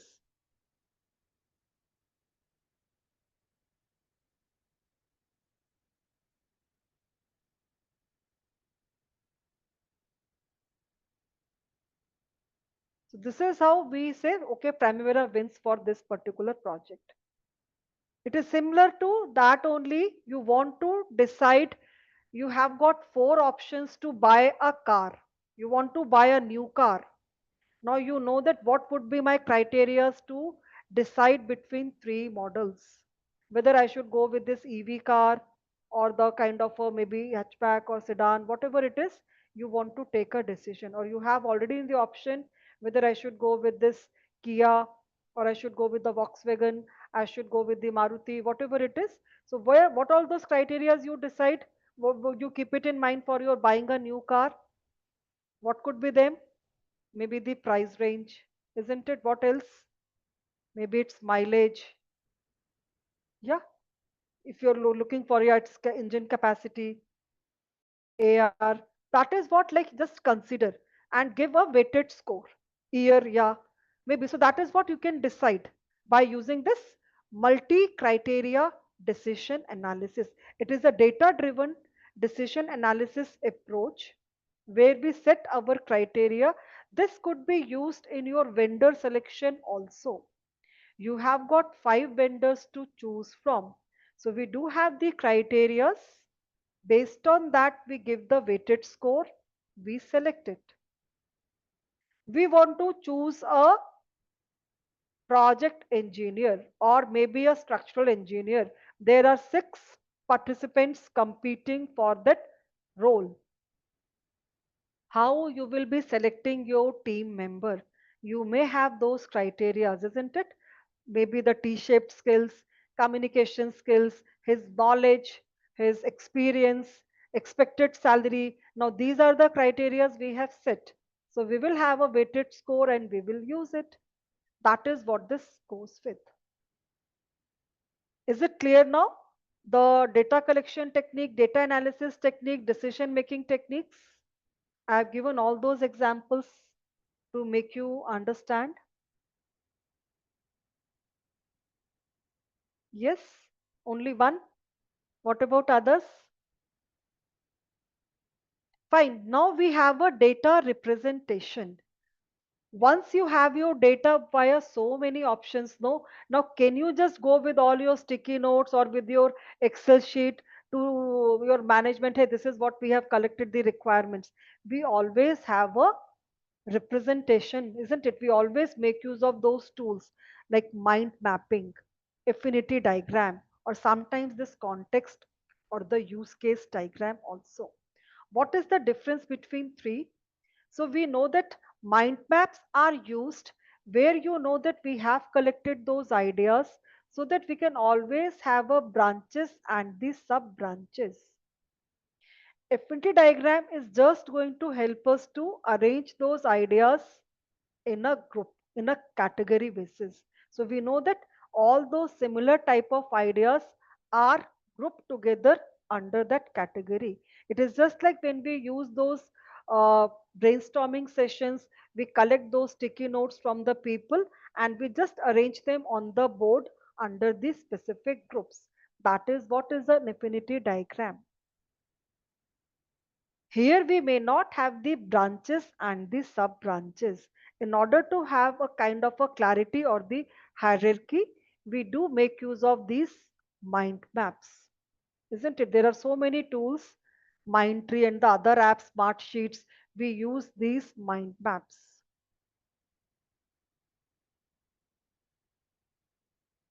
So we are just trying to represent our ideas in a visual hierarchical relationship. This is a mind map example only, where we are just representing our ideas in a visual way, all those hierarchical relationship also. We know that we have our PMP as a project. So we know that this is our live classes, 10 sessions. We are each session, what is the topic? So we are just representing. This is our self-paced learning. We have to read the PMBOK. We have to go for our task notes. We have to read our agile guide. That is what, like, we are trying to arrange our ideas in the hierarchical format. Affinity diagram where we are just going to group them like together. So these are different ways to represent our ideas. Third one is our context diagram, just like you use your use case diagram. So this is nothing but when we want to define our entire scope of system, so we just show them how the different entities are interacting with our system. So what are our system boundaries? How the flow of information between those system and those external entities, how it is going to operate. Just like our university project, we know that the government would be interacting to provide the fund. University has to request for those funds. Private sector, just imagine your point of sales billing. The customer will be requesting for the invoices. The billing person will be giving them the bills. The warehouse or your inventories department would be getting those reports about the sales. The sales department will get to know how much sales has been done on daily basis. That thing, this is what we do have. Okay, so this is a kind of a use case or your context diagram that we do use in our requirement collection process. So this is what we have done it to know our project requirements. So I'm stopping it here because it is again we do have a lot to cover in this particular topic about the scope planning, because in this planning chapter, scope and schedule is the most lengthiest topic. Rest are all easier. That is the most lengthiest. This is has got lot of techniques, lot of information that we would be spending good time to cover them. So now, as per the question in the chat box, your study plan, as I last time told you, because I did forgot to update all those chapter notes on the drive, or sorry, on the LMS. I'll do that. The people who have the access to the drive, all these chapter notes are there on the drive. You can refer to it. So Monday to Friday, please do spend in doing the revision, all the topics that we have covered. So you can have either go to your PMI website. If you have downloaded your chapter PDFs, refer to those chapter PDFs, and then you can do the questions for the chapters. I have already shared the link. Let me again share it for you. Otherwise, the people who are not able to access the drive, I will upload all these study material on the LMS as well. I am just sharing it again. All right, thank you. Somebody has already done it. So what I am trying to say is, for your revision part, you have got one option: refer to your PMI digital kit, where you have all the chapter PDF. That is the first point. If you find all the topics about those chapters are very well understood to you, you have got good confidence, then it is okay. You can straight away go to the questions, the practice questions chapter wise that I have shared it. Okay. The PMBOK access would be available only after the application approval to the people who have taken the complete package, elite package. So it would be always given to you by the Simply Learn. All right, Nisha, wait. Yes, Nisha, I've given you. So, Ma'am, yeah, thank you, ma'am. Thank you so much. The reason to ask is this PMI under Simply Learn, we can see the student materials, right? That's what you are telling, no?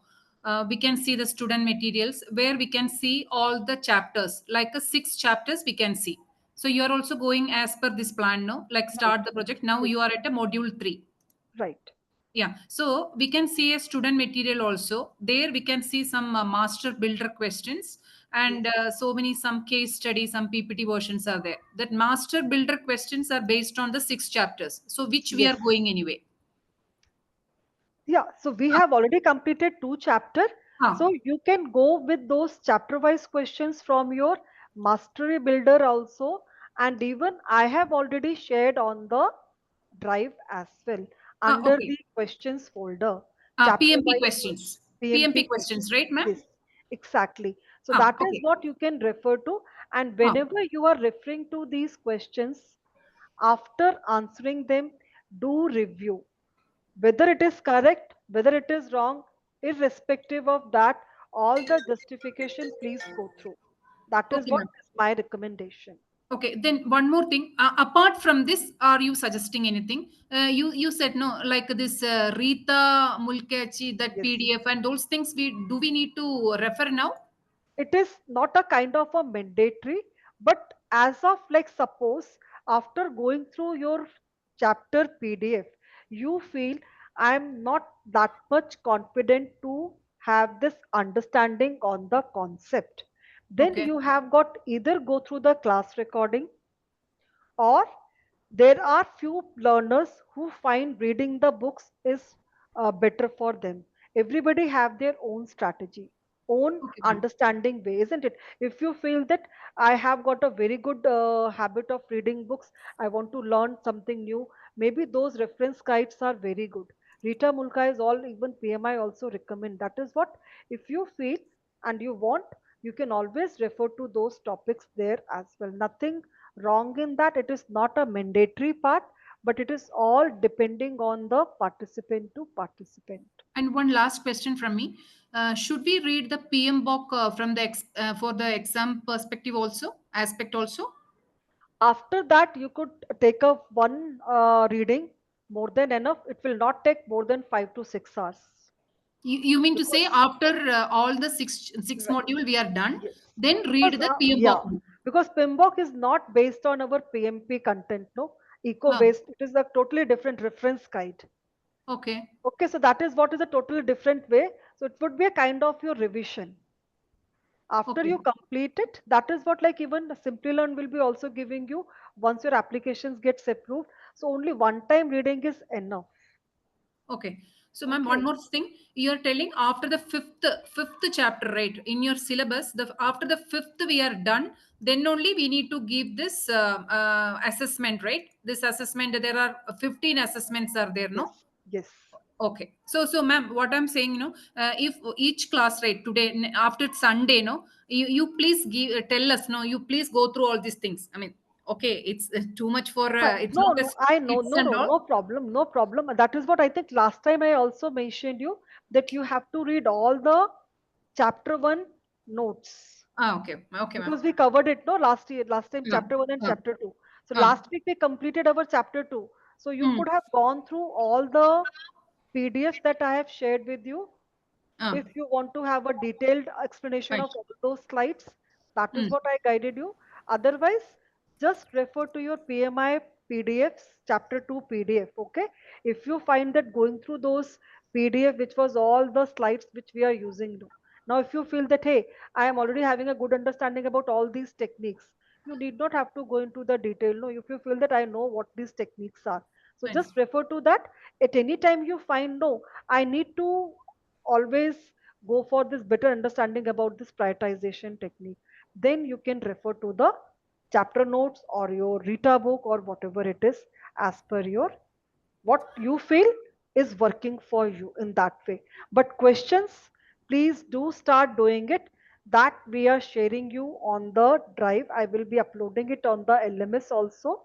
And do practice those questions. Chapter wise, we have in the Mastery Builder also, which is from the PMI, and chapter wise questions that I have also shared. Okay. Okay, ma'am. So So this is that will be enough for writing exams, right, ma'am? that will help you know once you see that okay you are scoring pretty well, 75% is what we'll be getting in the assessment, that means you are prepared enough, no? Fine, fine, ma'am. Fine, ma'am.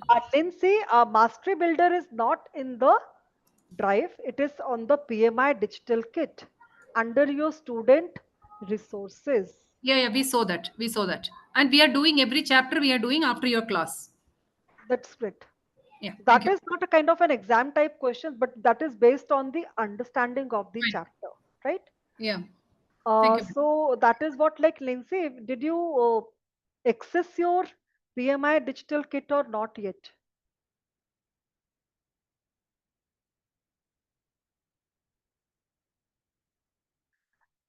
Yes, the chapter wise question, I think I just explained, Abhishek.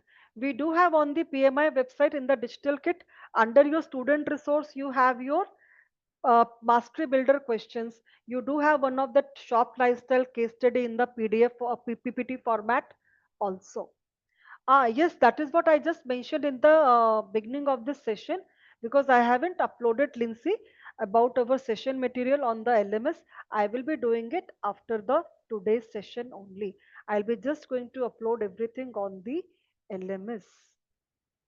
Tanuja, you would be able to find this Mastery Builder question in your PMI digital kit, where you have got all the student resources, isn't it? Student material. There are tabs, spotlight videos. So you may access your Mastery Builder questions from there.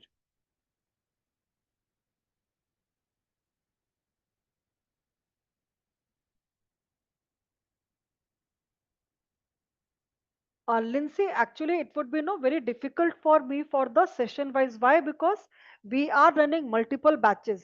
Some batches are 3 hours, some are 2 hours, some are 4 hours. No, so it would be too difficult me to consolidate them in that way.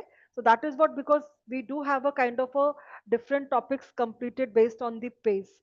That is what we have mentioned it chapter wise. So anyway, reading the things in advance is always better also. Nitish is struggling.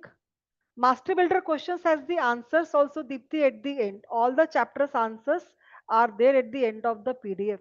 Nitish, what is the problem you are facing? Did you raise a support ticket for your digital kit? Have you raised a support ticket through your LMS?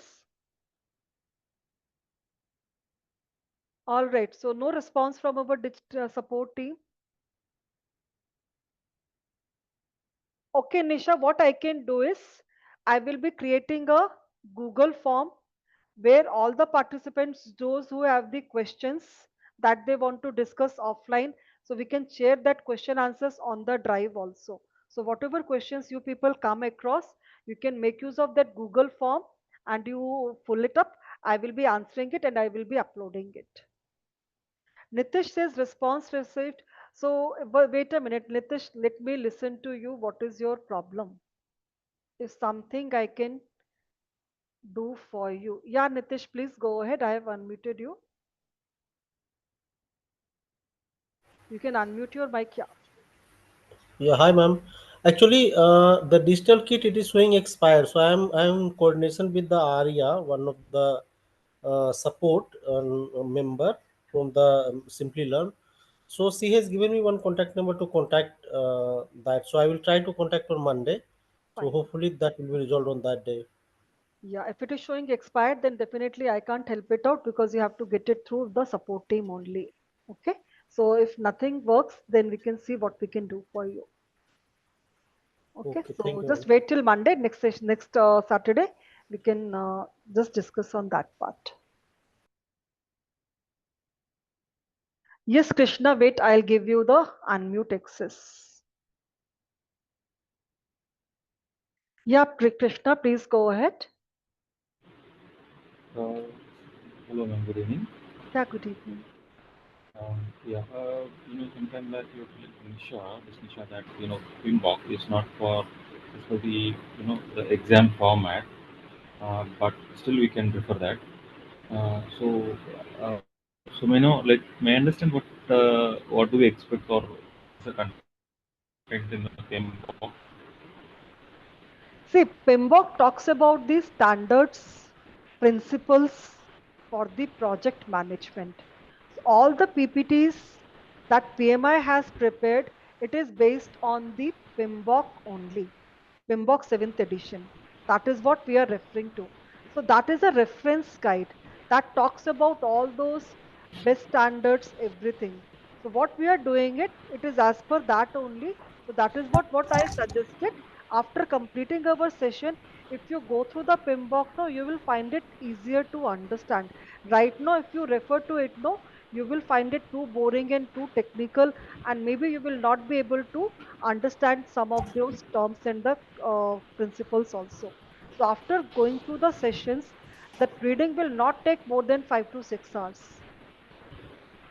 Just Oh, one time okay. reading is enough, no? It would be a kind of a revision of our syllabus also. Okay, so basically that's the best practice and the guide Yeah, to that follow is for the project exactly, that is a guide management only. Yes. implementation, but not for the exam. Huh, means Okay. that is only Um, going to give you a kind of the framework again, those principles, those standards. That is there. It is. okay. Uh, Second question, like when during the weekdays and we take some time out, and when I refer to your older videos, which we had in the earlier days, if we get any questions and clarifications that I would like to connect with you and all this stuff. Uh, how do we do that? Would it be part of these classes, or a separate It meeting would be request? whatever How is that? questions, whatever doubts you have, we can discuss on this portal, this platform only. But this is a good suggestion what we can do, because there are sometimes few questions you come across. No, so I'll share you a Google form. So whatever questions you people have, so that we can just I can answer them offline, and I can upload it on Drive as well, or I can upload it on the chat window, so that all your questions answers you can get the access of the other people's questions also. I would be helping you in that way, because sometimes it becomes too Okay. difficult for all these 130 people. If we discuss all their questions in the same time frame, no, we will not Yeah, be that's able right. to complete it. Yeah. So Yeah, yes, so thank you, that team. was The the people who don't have any questions, they can drop off. Do participate in the survey. People who have the questions, please do stay back. Yeah. So Krishna, you have a third query um, also. No, please go ahead. Yeah. yes. Yeah, actually, when I was listening to all the tools or boards which you're talking about during the Scrum process, and also it should be part of the predictive management approach as well, the project management approach as well. I have not been into that format of the project management where we use so many tools, or boards of Jira board, that board, Kanban board, and all this stuff. I have never done that actually. In the Okay, predictive, we but don't use. but No, in the predictive, we don't use. okay, but In we the must be predictive, we using some don't have tools our for product back. progress. In the predictive project, we do have our other tools. So Gantt chart, Microsoft Yeah, yeah, Project, that's what. Yeah, Primavera. That is what we use for our task progress and our monitoring of the work. We are going to talk okay, about that also, because in the yeah. predictive we So my have a question, different tools. Yeah, please go ahead. yeah, my question was like, uh, as per my experience or exposure uh, to the work culture of what I have been doing or work. I've never been into this management with graphs, results, report preparation tools, using tools and all this stuff. So how do we get I think definitely we'll be getting trained as part of this class, but how do we get master on them so that when we go to any management roles, project manager roles, we should not look like freshers that just now I have learned that, but I'll have some question mark faces, how to use that and all this stuff, because we'll be going into big meetings with stakeholders, all the people. So how do we master them so that we will be confident from day one itself on everything, all this stuff?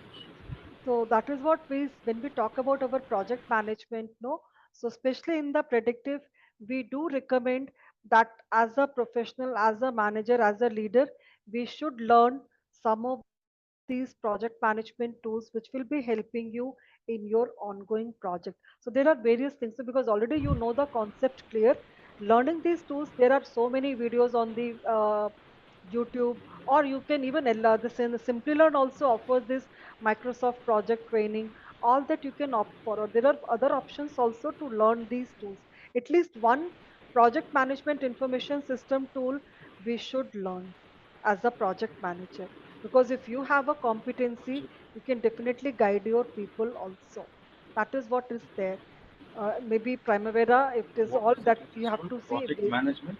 project management tools are there, no, that includes everything, no, where we can do the complete scope planning, scheduling, budgeting, everything we can have in a kind of a same platform to collect the data, to share the data, to develop the reports, all those charts, all those we can do it using that. No critical path, Gantt chart, network diagram, your S curve, progress reports.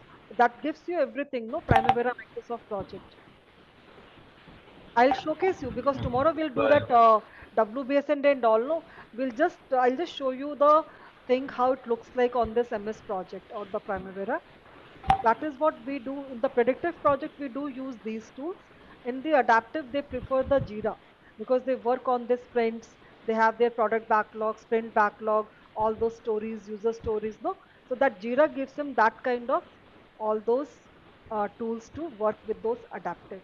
Even adaptive teams sometimes use Microsoft Project also to prepare their sprint backlog or the product backlog.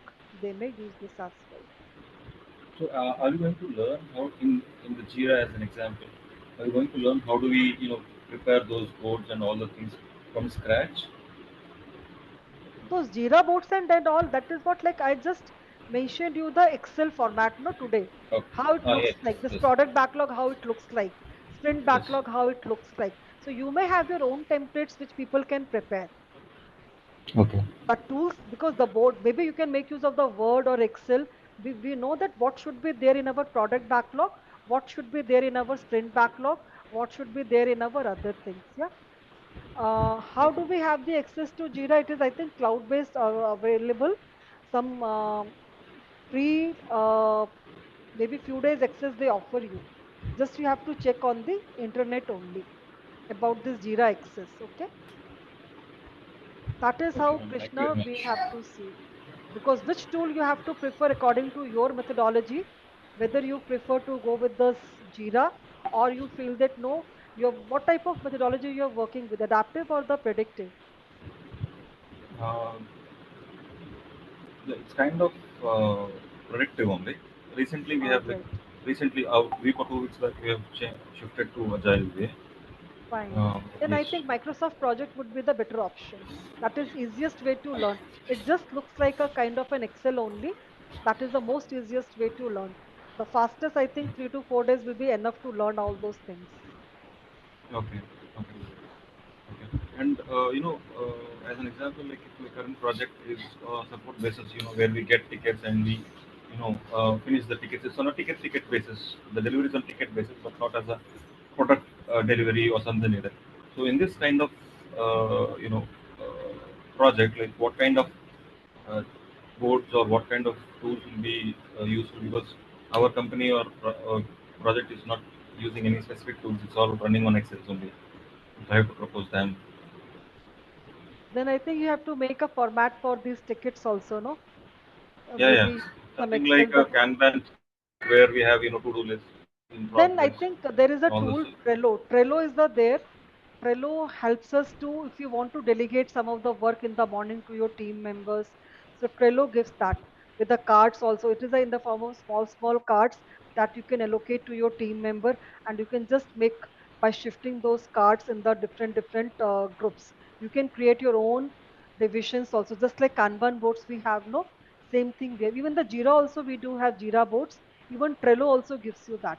You may research for these tools. No, what works for you. Maybe they give you some free access so that you can get this. Trello is also you can try for free for couple of months. That is what you can Okay. see how it works for you.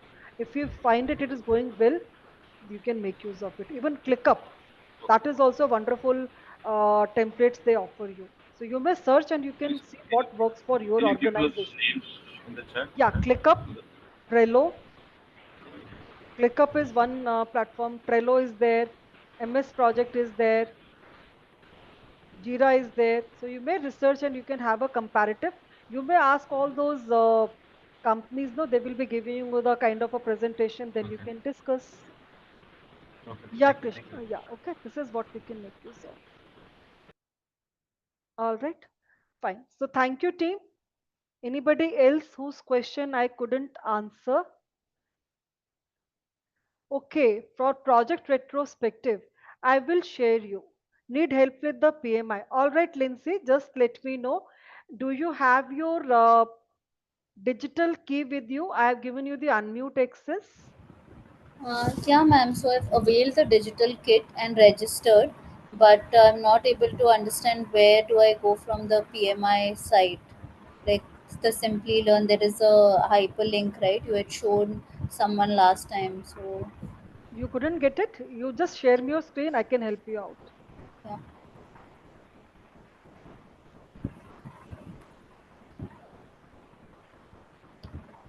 Are you able to see my screen?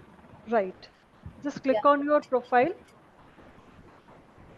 Come down. It is showing Simply Learn platform or not below volunteer. Where? Below this community profile, some options are coming or not. Uh, Here. Praveen, you have to check with our LSM for that regarding this attendance part. No, not here, not here, not here. Just go to your My Courses on the or go to your dashboard first. Huh. Dashboard or My Courses, yeah.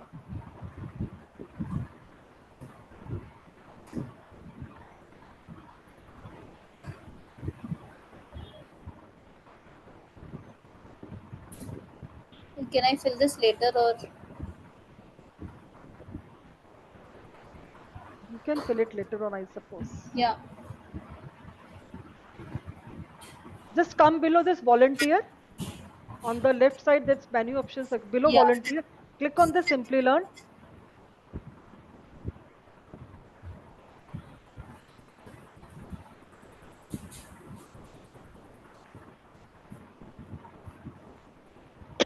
Yes, come down. This is your course, so click on Get Course.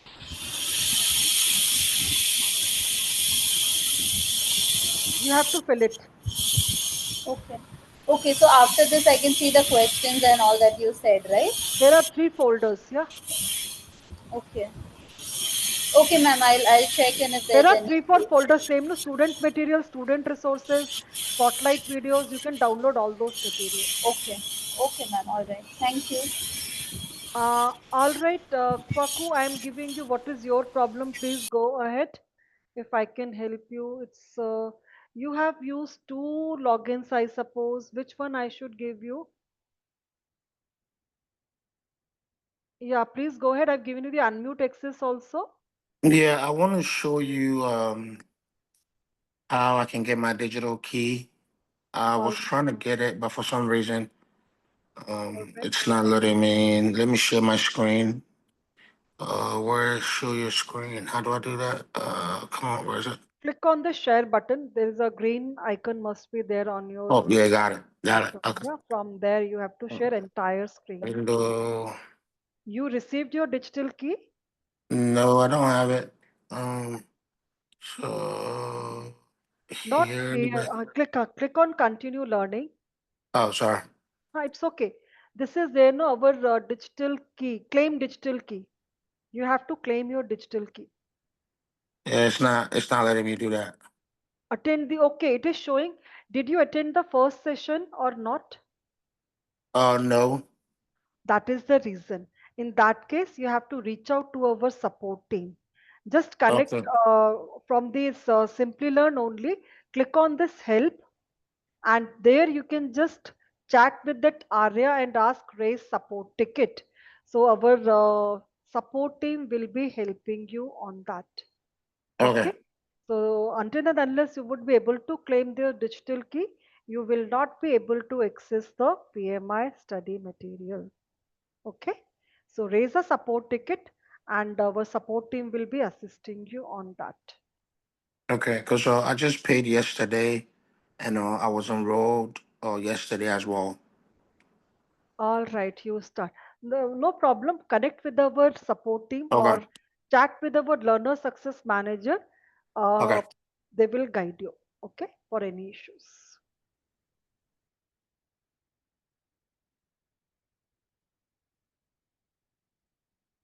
All right. Thank you, everyone. See you tomorrow with our new topics.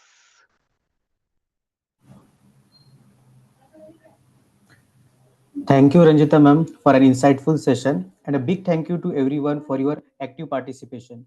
We would like to acknowledge that there was a minor technical glitch from our end, so we sincerely apologize for the inconvenience. The issue has been resolved, and we appreciate your patience and understanding. Before you leave, a feedback survey will appear in your browser. We truly value your input. If you enjoyed the session, we would appreciate a 5-star rating. If there is anything that could have been better, please do share your thoughts with us. And once again, thank you for your time and engagement. We look forward to seeing you in our next session. Thank you. Happy learning.